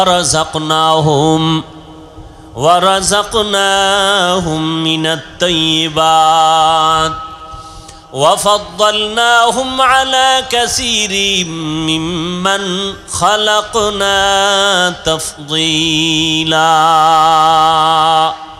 এই যুবকেরা, ইসলাম তোমার সম্মান দিয়েছে, পৃথিবীর আর কোনো মাস্তান আর নেতা সম্মান দেয়নি, খোদার কসম। সেই ইসলামকে আঁকড়ায় ধর। মাত্র আন্দোলন কইরা সাকসেস হওয়া এটা সাকসেস না, তোমার জীবনকে সফল করো। সফলতার রাস্তা এখনো বহুত দূর। যুবকের ধাক্কা, যুবকের মিশন বড় সফলতার মিশন। নবীজি বলে গেছেন, বুড়ারা আমি মুহাম্মদের বিরোধিতা করেছে, যুবকরা উপকার করেছে। বুড়ারা কি করছে? এই বুড়ারা এখানে যারা আছে এরাও ফাঁকে ফাঁকে করে। জুয়ানরা নামাজ পড়তে চাইলে কয় এত নামাজ লাগে না, দাড়ি রাখতে চাইলে কয় বয়স হয় নাই, রোজা রাখতে চাইলে আব্বা আম্মা কয় শরীর নষ্ট হয়ে যাবে। তো কার্টুন দেখতে দেখতে সারা রাত মোবাইলে চ্যাটিং করতে করতে শরীর শেষ, গাল শেষ, চেহারা কার্টুন হয়ে গেছে। রোজা রাখলে চেহারা নষ্ট হবে, মোবাইল চালায় যে সারা রাত ঘুম নষ্ট করে চেহারা নষ্ট করলো।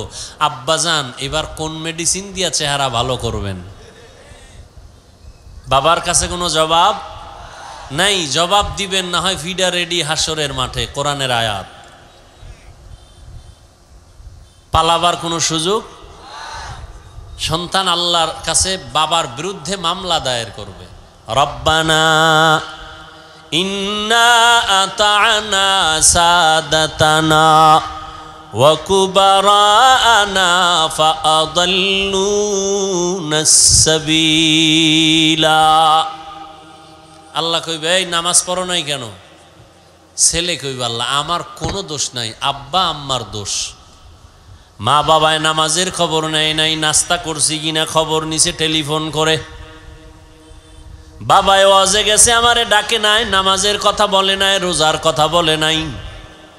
ঔষধটা টাইম মতো খাইছি কিনা বাবায় জিজ্ঞাসা করছে, শরীরটা ভালো কিনা জিজ্ঞাসা করছে, নামাজ পড়ছি কিনা জিগায় নাই। ও আল্লাহ, আমার কোনো দোষ নাই, মা বাবারে গ্রেফতার করো। কোরআনের আয়াত, সূরা আহজাব ৬৭ নম্বর আয়াত। এজন্যই তো ইসলাম বলে, ও সন্তানের মা বাপ, ৭ বছর যখন সন্তানের বয়স হবে তখন সন্তানের নামাজের মুসাল্লায় দাঁড় করায়া দাও। ১০ বছর যখন হবে একটু শাসন যদি করা লাগে শাসন করায়ও নামাজ পড়াও। ছোট থেকে তৈরি করে নাও, বড় হলে কন্ট্রোলে রাখতে পারবা না। বড় হলে কন্ট্রোলে রাখা, ৭ বছর থেকে ট্রেনিং দাও নামাজের, কারণ মুসলমানের জন্য বড় পরিচয় নামাজ। ক্বালান নবিয়্যু সাল্লাল্লাহু আলাইহি ওয়া আলিহি ওয়াসাল্লাম, বাইনাল আবদি ওয়া বাইনাল কুফরি তারকুস সালাহ। পয়গম্বর বলেন, মুমিন আর বেঈমানের মাঝে ব্যবধান হলো নামাজ। বেঈমানেরা নামাজ পড়ে না, মুমিনেরা নামাজ ছাড়ে না। এত আশেকে রসুল এখানে বসা আছে, ফজর পড়ে নাই, জহুর পড়ে নাই, আসর পড়ে নাই, মাগরিব পড়ে নাই, এশাও পড়ে নাই। এরকম আশেকে রসুল আছে না নেই? এরা আবার চাপাবাজিও করে, নামাজ না পড়লে কি হবে, দিল পরিষ্কার আছে না নেই? আরো অ্যাডভান্স যারা একটু চালু, এরা বলে হুজুরগো থেকে আমরা অনেক ভালো আছি, আমাকে ইমান তাজা। হুজুরেরা পরের বাড়ি খায়, তুমি কার বাড়ি খাও? বিয়া করার পরে টের পাই শুনি বাবা মায়ের কামাই করে না দিলে জুদা হয়ে যাও, আলাদা হয়ে যাও।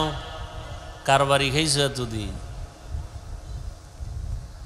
জিন্দেগি মে বন্দগি তু কর নাহি,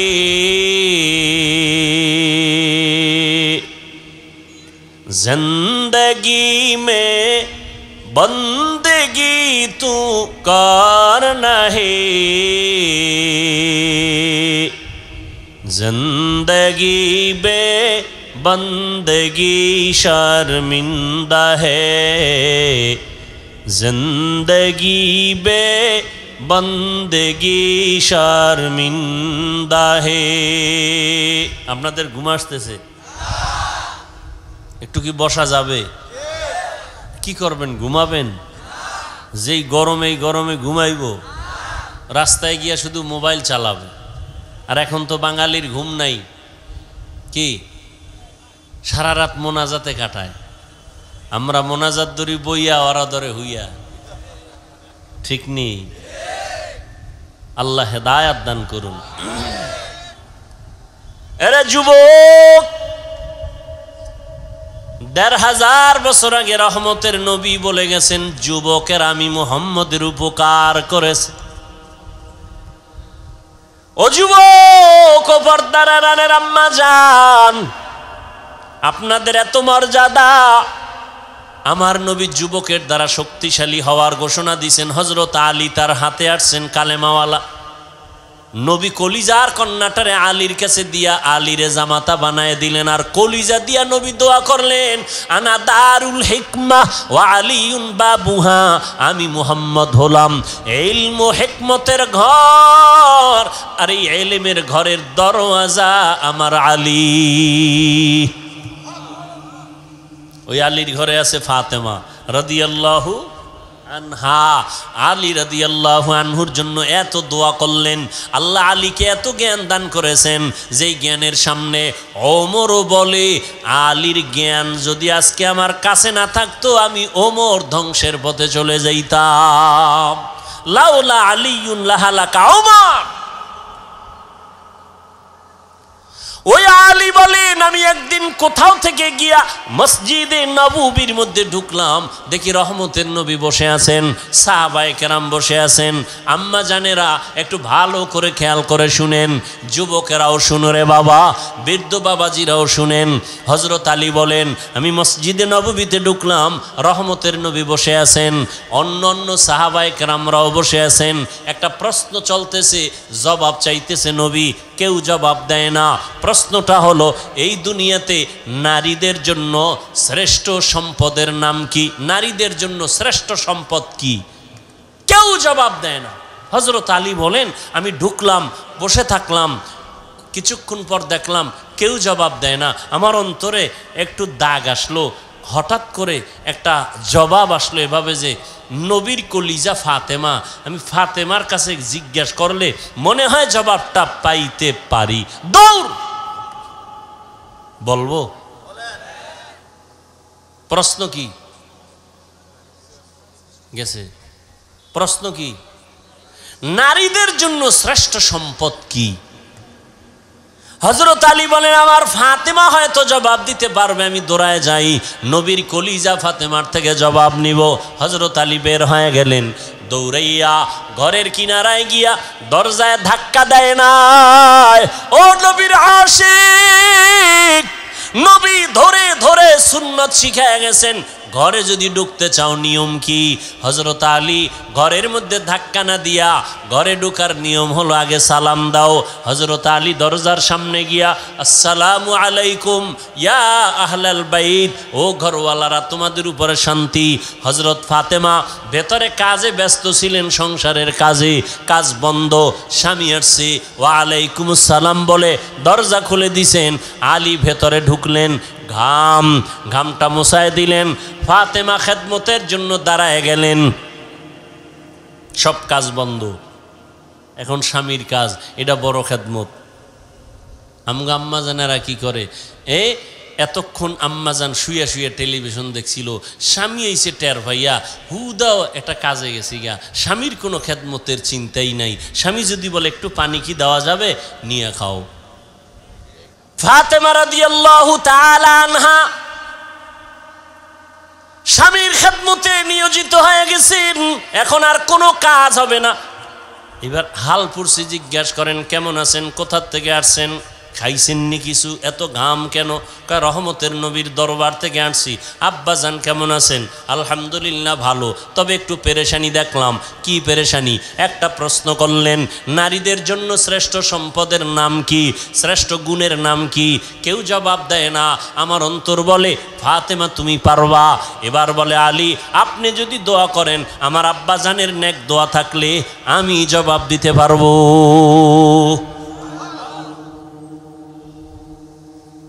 আম্মাজান এমন দোয়া পাইছেন, মা ফাতেমা রাদিয়াল্লাহু আনহার।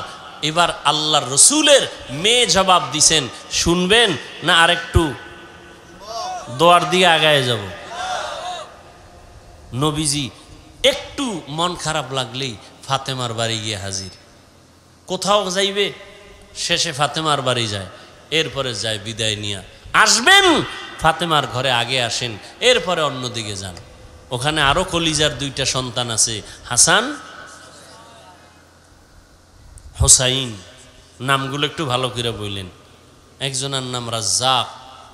রাজ্জাক তো আল্লাহ, বান্দা কোনো রাজ্জাক না, বান্দা হলো আব্দুর রাজ্জাক। হ্যাঁ, সুন্দর করে নামগুলো বলবেন, বরকত হবে। নামের একটা বরকত আছে। অনেক মা বাবা আছে সন্তানের নামকে বাজে আঁকা বাঁকা করে ডাকে, উচিত না। মা বাবা ভালোভাবে ডাকবে তো অন্যেরাও ভালোভাবে ডাকবে।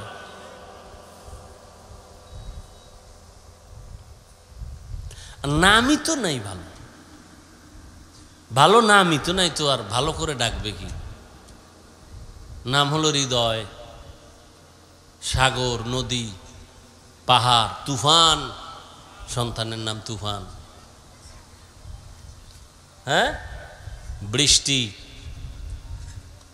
হ্যাঁ, দুনিয়াতে ঠাড়া ভরা নাম আর হয় না, খুঁজে এডিটে নিয়ে এসে। অথচ সারা দুনিয়ার কোন বিধর্মীর ঘরে ইসলামের একটা নাম আছে, রহিমা, আব্দুর রহমান, বেঈমানের নাম আমগো রাখতে হবে? আমরা এতটাই দুর্বল কেন, এত ঠেকা কেন? আল্লাহর কোরআনে ইসলামের নামের অভাব, আফসোস। অথচ রসুল সহি হাদিসে বলেন কিয়ামতের দিন শুধু নামের বরকতেও অনেকে জান্নাতে চলে যাবে।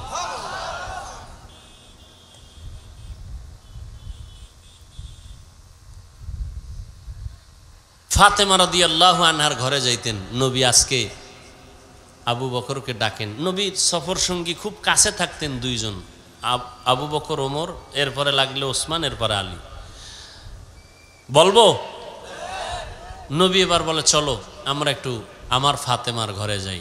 আবু বকর সাথে, ওমর সাথে, ওসমান রাদিয়াল্লাহু আনহুম ঘরে গেছেন। ফাতেমা রাদিয়াল্লাহু আনহা নবীকে নাস্তা দিছেন। মেহমান, আমার বাবা দু জাহানের সর্দার, এক সুন্দর স্বর্ণের পেয়ালায় মধু কি দিছেন? মধু দিছেন। মধু নবীর সামনে রাখলেন।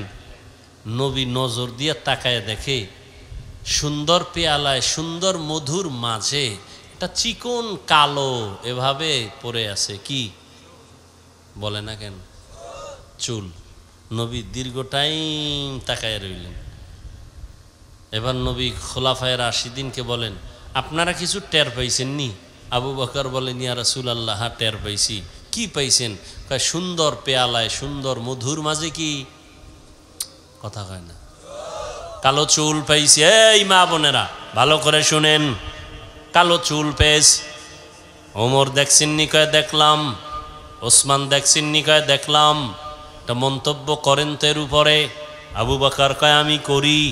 রসুল বলেন করেন। ইয়া রাসূলুল্লাহ, মানুষের ভেতর একটা দিল আছে, দিল আছে না নাই? দিলটা হলো স্বর্ণের পেয়ালার মতো সুন্দর, আর এই কলবের ভিতরে ঈমানের নূর হলো মধুর মতো মিষ্টি। আর ঈমান অনুযায়ী আমল করা হলো চুলের মতো চিকন কঠিন। মন্তব্যটা কেমন হইল? কথা কয় না। এবার আবু বকর মন্তব্য করছে ওমর কি বাদ যাবে? কথা কয় না। ওমরে ফারুক বলেন ইয়া রাসূলুল্লাহ, আমিও কি করবনি মন্তব্য? করেন। ওমর বলেন রাষ্ট্র ক্ষমতাটা স্বর্ণের পেয়ালার মতো চমকদার, অনেক সুন্দর, এবং মানুষের হুকুম দিয়া পরিচালনা করাটা এটা মধুর মতো মিষ্টি, কিন্তু ইনসাফ ঠিক রাখা চুলের মতো কঠিন। কি রাষ্ট্র চালানো খুব মজা না?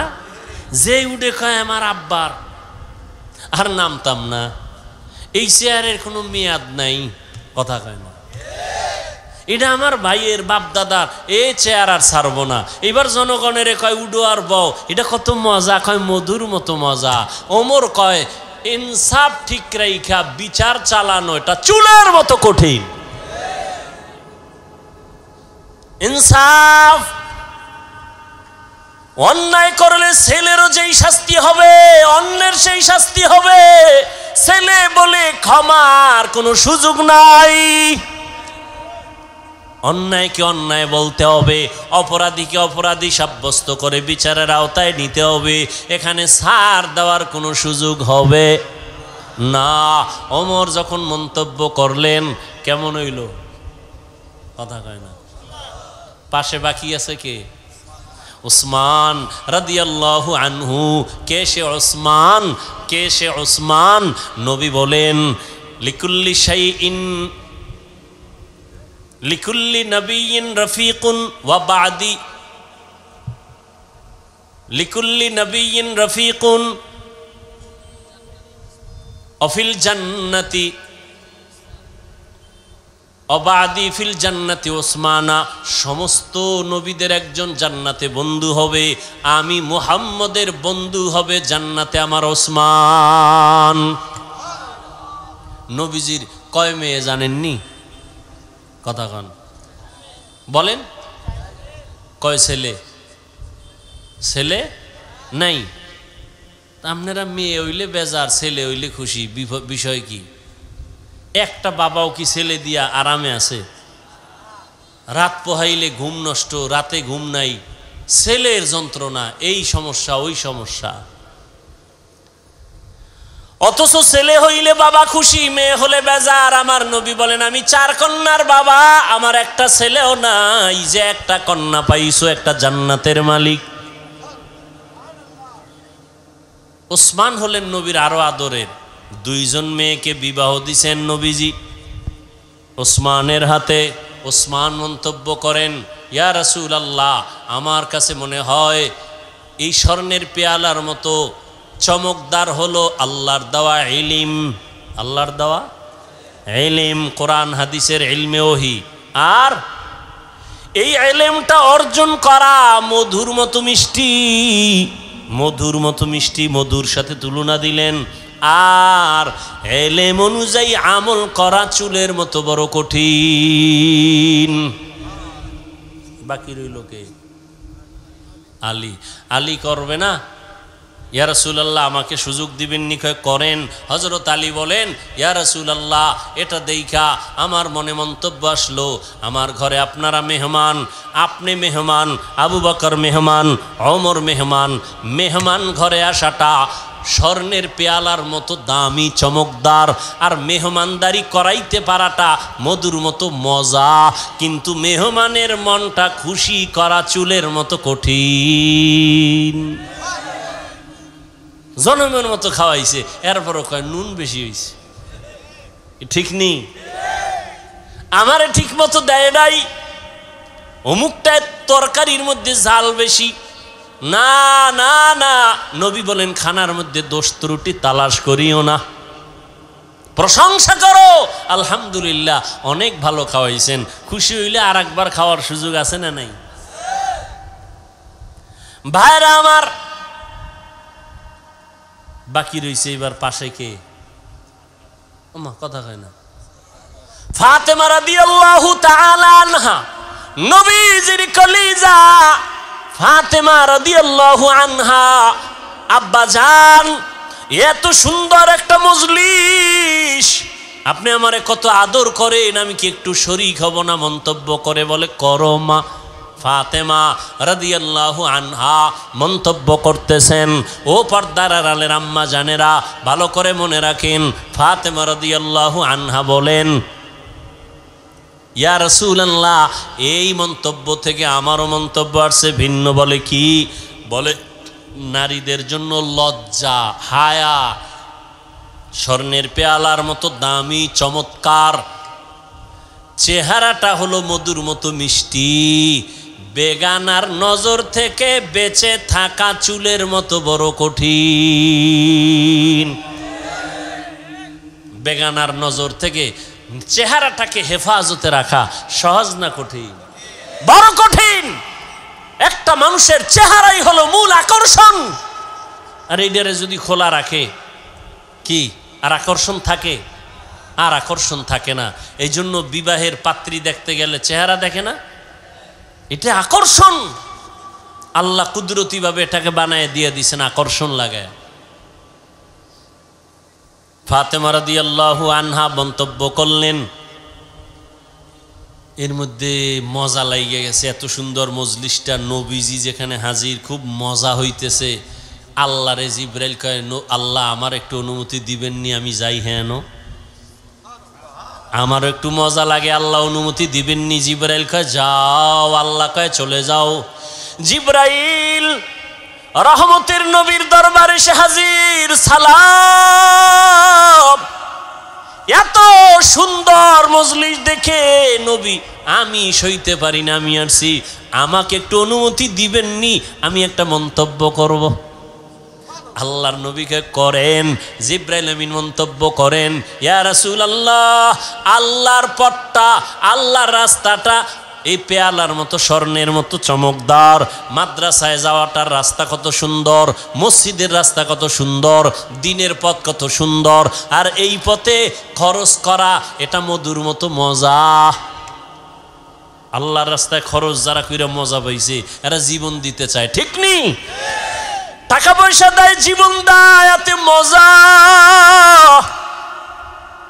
রাসূলের একজন সাহাবিয়া, পুরুষ না নারী, একজন সাহাবিয়া রহমতের নবী ঘোষণা করেছেন যুদ্ধের দামামা বেজেছে, তোমরা প্রস্তুতি নাও, আমরা যুদ্ধের ময়দানে যাব।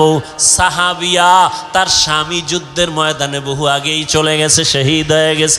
এখন তার কোলে একটা শিশু বাচ্চা ছাড়া আর কিছুই নাই। শিশু বাচ্চাটারে কোলে নিয়ে কাঁদে, ও আল্লাহ, আমি যুদ্ধের ময়দানে, নবী আমারে বোধহয় নিবে না, কিন্তু নবীর ডাকে আমি কেমনে সাড়া দেই? বাচ্চাটারে কোলে নিয়া সাহাবিয়া নবীর সাহাবিয়া মহিলা নবীর দরবারে হাজির হইয়া বলেন, ইয়া রাসূল আল্লাহ, আমার বাচ্চাটা আমি যুদ্ধের ময়দানে অক্ফ করে দিলাম, আমার স্বামী তো আগেই চলে গেছেন, আমাকে নিলে তো খুশি, বাচ্চাটা দিয়ে দিলাম। রহমতের নবী বলেন, ও মা, তোমার বাচ্চা যুদ্ধের ময়দানে দিলে কি লাভ হবে? আল্লাহর বান্দি কাঁদে আর কয়, ও পয়গম্বর, বেঈমানের পক্ষ থেকে যখন তীর ধনুক আসবে, আমার বাচ্চাটারে ঢাল বানায় দিবেন, আর আমার বাচ্চার শরীরের মধ্যে দুশ্মনের তীরের আঘাতগুলো লাগবে, আমার এই আঘাতগুলো বাচ্চা সহ্য করবে, আর সাহাবী নিরাপত্তা লাভ করবে। কিয়ামতের ময়দানে আল্লাহ আমাকে শাহাদাতের বরকতে জান্নাত দিয়ে দিবেন। আল্লাহর রাস্তায়, আল্লাহর রাস্তাটা পেয়ালার মতো স্বচ্ছ, বড় বরকতময়, সুন্দর, খরচ করা হলো মধুর মতো মজা, কিন্তু এই রাস্তায় খরচ কইরা অহংকার মুক্ত হইয়া ঠিক থাকা বড় চুলের মতো কঠিন। মাদ্রাসায় দান কইরা কয়, আমার নাম লেখো, আমি দানবীর, আমারে চিনেননি, এই মাদ্রাসা আমি উড়াই দিছি, মসজিদ আমার, তুমি দিছো, আল্লাহ কিয়ামতে কানে দইরা কইব, দুনিয়ায় দিছো, দুনিয়ায় পেয়ে গেছো, আখেরাতে খালি যাও। আল্লাহ জিব্রাইলের ওহী নাজিল করে কয়, জিব্রাইল, তুমি গেলা, আমি আল্লাহরে বাদ রাইখা তোমাকে কি ভাল লাগেনি? আমারও অন্তর চাইতেছে, কুদরতি অন্তর, আমিও একটা রহমতের নবীর সাথে সাথে একটা মন্তব্য করি মধু দিয়া। এইবার কয়, আল্লাহ করেন। ও জিব্রাইল, নবীরে জানায় দাও। আমিও মন্তব্য করে দিলাম, জান্নাত মুমিনের স্থায়ী শান্তির ঠিকানাটা এই স্বর্ণের পেয়ালার মতো চমকদার, আর ওই জান্নাতের নেয়ামতগুলো হবে, জান্নাতের নেয়ামতগুলো হবে একমাত্র মধুর মতো মজা, কিন্তু জান্নাতে ঢুকতে গিয়া পুলসিরাত পার হওয়া চুলের মতো কঠিন। আল্লাহ মন্তব্য করে দিলেন, পুলসিরাত পার হওয়া বড় কঠিন। রহমতের নবী বলেন, আমারটাও তো বাদ রয়ে গেল, আমিও মন্তব্য করে ফেললাম। আল্লাহর মারেফতটা হলো এটা চমকদার স্বর্ণের পেয়ালার মতো দামি, আর মারেফত অর্জন করা মধুর মতো মজা, কিন্তু আল্লাহর মারেফতের উপরে মজবুত হইয়া আল্লাহর মারেফতের রাস্তায় চলা হলো চুলের মতো কঠিন। আল্লাহর নবীও পুলসিরাতের ভয় চোখের পানি ছেড়ে কান্না করতেন। ও নবীর উম্মতেরা, এলেম অর্জন করা সহজ, আমল করা বড় কঠিন। ঈমান আনা সহজ, ঈমানের উপরে মজবুত হইয়া চলা বড় কঠিন। ও আল্লাহর বান্দিরা, চেহারাটা সুন্দর হয়েছে, লজ্জা আছে ঠিকই, কিন্তু পর্দা রক্ষা করা, বেগানার থেকে নিজেরে বাঁচায় রাখা কঠিন। হযরত আলী প্রশ্নের জবাব চাইছিল, শ্রেষ্ঠ গুণ কোনটা, শ্রেষ্ঠ সম্পদ কোনটা? ফাতেমা রাদিয়াল্লাহু আনহা বলেন, নারীদের শ্রেষ্ঠ গুণ হলো বেগানার নজর থেকে নিজেকে হেফাজতে রাখা, এটা নারীদের বড় শ্রেষ্ঠ গুণ। ও পর্দার আড়ালের আম্মা জান, আল্লাহ পাক লজ্জাও দিলেন, চেহারাটাও সুন্দর বানাইলেন। বেগানা থেকে নিজেকে বাঁচায় রাখা বড় কঠিন হয়ে গেল। এখনো যদি চেষ্টা করেন, চেহারাটাকে হেফাজতে রাখতে পারেন, পর্দা রক্ষা করেন, আপনার গর্ভ থেকে আল্লাহ আব্দুল কাদের জিলানীর মতো সন্তান দান করবেন, কাসেম নানতবীর মতো, আনোয়ার শাহ কাশ্মীরির মতো আল্লাহ সন্তান দান করবেন। আপনার সন্তানটা ডাক্তার হবে, ইঞ্জিনিয়ার হবে, একজন বড় কলামিস্ট হবে, একজন বড় দার্শনিক হবে, একজন কোরআনে হাফেজ হবে, একজন বড় আলেম হবে। কিয়ামতের ময়দানে নাজাতের দরজা খুলে যাবে। ও যুবক বাবারা, আল্লাহ পাক রব্বুল আলামিন এমন সুন্দর চেহারা দিয়ে বানাইলেন, এমন আল্লাহ পাক দুনিয়াতে সুন্দর হায়াত দিলেন, ওই হায়াতটা খেয়ালটা ঠিক রাইখা চলার চেষ্টা করো। পেছনে যত অপরাধ করেছো মনেরে বুঝাও রে মন। রহমতের নবী আমার যুবকদের জন্য সুসংবাদ দিয়েছেন। আমি কি যুবক হইয়া নবীর সেই সুসংবাদের কাতারে আসিনি? আমার দ্বারা দিনের উপকার কোনো হইল নি, না ক্ষতি হইল? একটু চিন্তা করিয়া এখনো সময় আছে, তওবা করে নাও। আর আল্লাহকে বলো, আল্লাহ আমার মতো কত যুবক আমার চোখের সামনে স্কুলে পড়ে, কলেজে পড়ে, নামাজ পড়ে, নবীর তরিকা মানিয়ে চলে, মা বাবার বিরোধিতা করে না। আমি কেন পারবো না? ও যুবক বাবারা, স্কুল কলেজে পড়িয়া এখনো তুমি পারো, তওবা করে নাও। তোমার মতো যুবক স্কুল কলেজে পড়ে, চাকরি করে, ব্যবসা করে, নামাজ ছাড়ে না। তুমি কেন পারবা না রে বাবা? এখনো সময় আছে, তওবা করে নাও। ও মা বোনেরা, আপনারাও তওবা করেন। জীবনে বেপরদায় চলবেন না, বেগানার নজর নিজের উপরে নিয়ে আপনার জীবনটাকে ধ্বংস করবেন না। আপনি আল্লাহর মোহাব্বত নিয়ে সন্তানগুলোকে একটা আদর্শ সন্তান বানায় যাবেন, আদর্শ সন্তান, চরিত্রের সন্তান রেখে যাবেন। আল্লাহর কোরআন পড়াবেন। সন্তান ডাক্তার হইয়াও আপনাকে দোয়া করতে ভুলবে না, ইঞ্জিনিয়ার হইয়াও মা বাবাকে দোয়া করতে ভুলবে না। ও বাবাজিরা, আপনারাও তওবা করেন, আর জীবনে নামাজ ছাড়বেন না, বেপরদায় চলবেন না। সন্তানগুলোকে আদর্শওয়ালা বানাবেন, নামাজি বানাবেন। ও যুবক বাবারা, এখনো সময় আছে, তওবা করে নাও। আল্লাহকে ডেকে বলো, হে মালিক, জাহান্নামের ভয় অন্তরে ঢুকায়া দাও। জীবনে তো কত নামাজ ছাড়লাম, বেপরদায় চললাম, কত মানুষের হক নষ্ট করলাম। আজকে থেকে আর নামাজ ছাড়বো না, বেপরদায় চলবো না, মা বাবাকে কষ্ট দিব না, নবীর তরিকার বাহিরে চলবো না। ও আল্লাহ, তুমি আমার তওবা কবুল করে নাও। আমার নবী, যার কোনো গুনাহ নাই, সে নবী যদি জাহান্নামের ভয় উম্মতের জন্য কান্না করেন, তোমার আমার কি পরিমাণ কান্না করা দরকার? কোরআন হাদিসকে মিথ্যা মনে করিও না। লক্ষ লক্ষ নবী পয়গম্বরেরা জাহান্নামের ভয়ের বয়ান করেছেন, মিথ্যা মনে করিও না। আলেম ওলামারা জাহান্নামের ভয়ে বয়ান করিয়া গুনাহ থেকে বাঁচাবার জন্য চেষ্টা করেছেন, মিথ্যা মনে করিও না। এখন থেকে তওবা করো, মনেরে বুঝাও, লক্ষ লক্ষ নবীরা মিথ্যাবাদী হতে পারেন না, লক্ষ লক্ষ আম্বিয়ায়ে কেরাম, সাহাবায়ে কেরাম মিথ্যা হতে পারে না, লক্ষ কোটি ওলামায়ে কেরাম মিথ্যা বলতে পারেন না। আল্লাহর কোরআন এখনো সত্য কেউ ভুল বের করতে পারে নাই। অতএব কোরআন সত্য, গুনাহগার হইয়া কবরে গেলে জাহান্নামে যেতে হবে, তাও সত্য। এই কথা অন্তরে নিয়া মনে মনে তওবা করো, আর আল্লাহকে বলো, আল্লাহ আজকে থেকে দাড়ি আর কাটবো না, বেপরদায় চলবো না, মা বাবাকে আর কোনোদিন কষ্ট দিব না, ওলামায়ে কেরামের পরামর্শ নিয়ে চলবো। তওবা করার মতো যদি অন্তর তৈরি হয়, খাঁটি তওবার নিয়ত যাদের আছে, দুটো হাত আমার আল্লাহকে দেখায়া দাও। আয় আল্লাহ, আমাদের হাতগুলো কবুল করে নেন, তওবা কবুল করে নেন, তওবার উপরে মজবুত হইয়া চলার মতো তৌফিক দান করেন। আমিন। আলহামদুলিল্লাহি রাব্বিল আলামিন, ওয়াসসালাতু ওয়াসসালামু আলা সাইয়্যিদিল আমবিয়াই ওয়াল মুরসালিন ওয়া আলা আলিহি ওয়া আসহাবিহি আজমাইন। ইয়া আরহামার রাহিমিন, ইয়া আরহামার রাহিমিন, ইয়া আরহামার রাহিমিন। রব্বিরহামহুমা কামা রব্বায়ানি সগীরা। আল্লাহুম্মা ইন্নাকা আফুউন কারীম তুহিব্বুল আফওয়া ফা'ফু আন্না। আল্লাহুম্মা ইন্না নাসআলুকা রিযাকা ওয়াল জান্নাহ ওয়া নাউযু বিকা মিন সাখাতিকা ওয়ান নার। ও দয়ার মালিক, গুনাহের বোঝা নিয়ে হাত তুলেছি, মেহেরবানি করে আমাদের জীবনের সব গুনাহগুলো মাফ করে দেন আল্লাহ। মাহফিল কবুল করে নেন, আয়োজনকারী সহযোগিতাকারীদের কবুল করে নেন। আয় আল্লাহ, এ মাহফিলের পেছনে যারা চেষ্টা করেছে দাওয়াতের ক্ষেত্রে, সুমন ভাই চেষ্টা করেছে, আরও যারা সহযোগিতা করেছে কবুল করে নেন।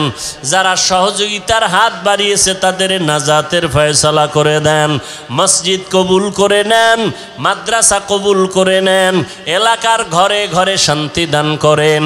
মা বোনদের আবেদা বানায় দেন, পর্দানিশী বানায় দেন, সন্তানগুলো নেককার বানায় দেন, সারা দুনিয়াবাসীকে মাফ করে দেন, মুসলমানের হেফাজত করেন আল্লাহ, বাংলাদেশ শান্তির দেশ বানায় দেন। আয় আল্লাহ, দেশের জন্য দিনের জন্য যারা চেষ্টা করেছে কবুল করে নেন, এখনো যারা চেষ্টা করে কবুল করে নেন, ওলামায়ে কেরামদের কবুল করে নেন, মিথ্যা মামলায় জড়িত যারা কুদরতের দ্বারা মুক্তির রাস্তা খুলে দেন আল্লাহ, ইজ্জতের জিন্দেগি দান করেন, ইজ্জতের রিজিক দান করেন আল্লাহ, সবার কামাই রুজিতে হালাল ভাবে বরকত বাড়ায় দেন, মুখালেফের মুআফিক বানায় দেন, জাহিরি বাতিনি দুশমনের মোকাবেলায় বিজয় দান করেন। আয় আল্লাহ, ওলামা তোলাবা উম্মতের অন্তরে ইজ্জত মুহাব্বত বাড়ায় দেন, ইলম হিলম হিকমত আমলে বরকত দান করেন, চলার পথে আমাদের জানমাল হাল পরিবার হেফাজতের ব্যবস্থা করে দেন। আয় আল্লাহ, মেহেরবানি করে অভাবীদের অভাব দূর করে দেন, কামাই রুজি ব্যবসা যারা করে বরকত বাড়ায় দেন, অভাব দূর করে দেন, ঋণ আদায়ের ব্যবস্থা করে দেন, মাদ্রাসা মসজিদ কবুল করে নেন, অন্যান্য শিক্ষা প্রতিষ্ঠান নবীর আদর্শে কবুল করে নেন, আমার কলিজার প্রত্যেকটা যুবকের দিনদার বানায় দেন। আয় আল্লাহ, 5 ওয়াক্ত নামাজি বানায় দেন, মোবাইলের গুনাহের থেকে হেফাজত করেন আল্লাহ, মা বোনদের আবেদা বানায় দেন, মুরব্বীদেরকে আপনি কবুল করে নেন। আমরা যারা হাত তুলেছি জানি না কার মা নাই বাবাও নাই, অন্ধকার কবর থেকে দোয়া চায়, মেহেরবানি করে সবার কবর জান্নাত বানায় দেন, যারা বেঁচে আছেন হায়াত বাড়ায় দেন, অসুস্থ যারা সুস্থতার নিয়ামত বাড়ায় দেন, দীর্ঘ নেক হায়াত দান করেন, সারা দুনিয়ায় খেদমতের জন্য কবুল করে নেন।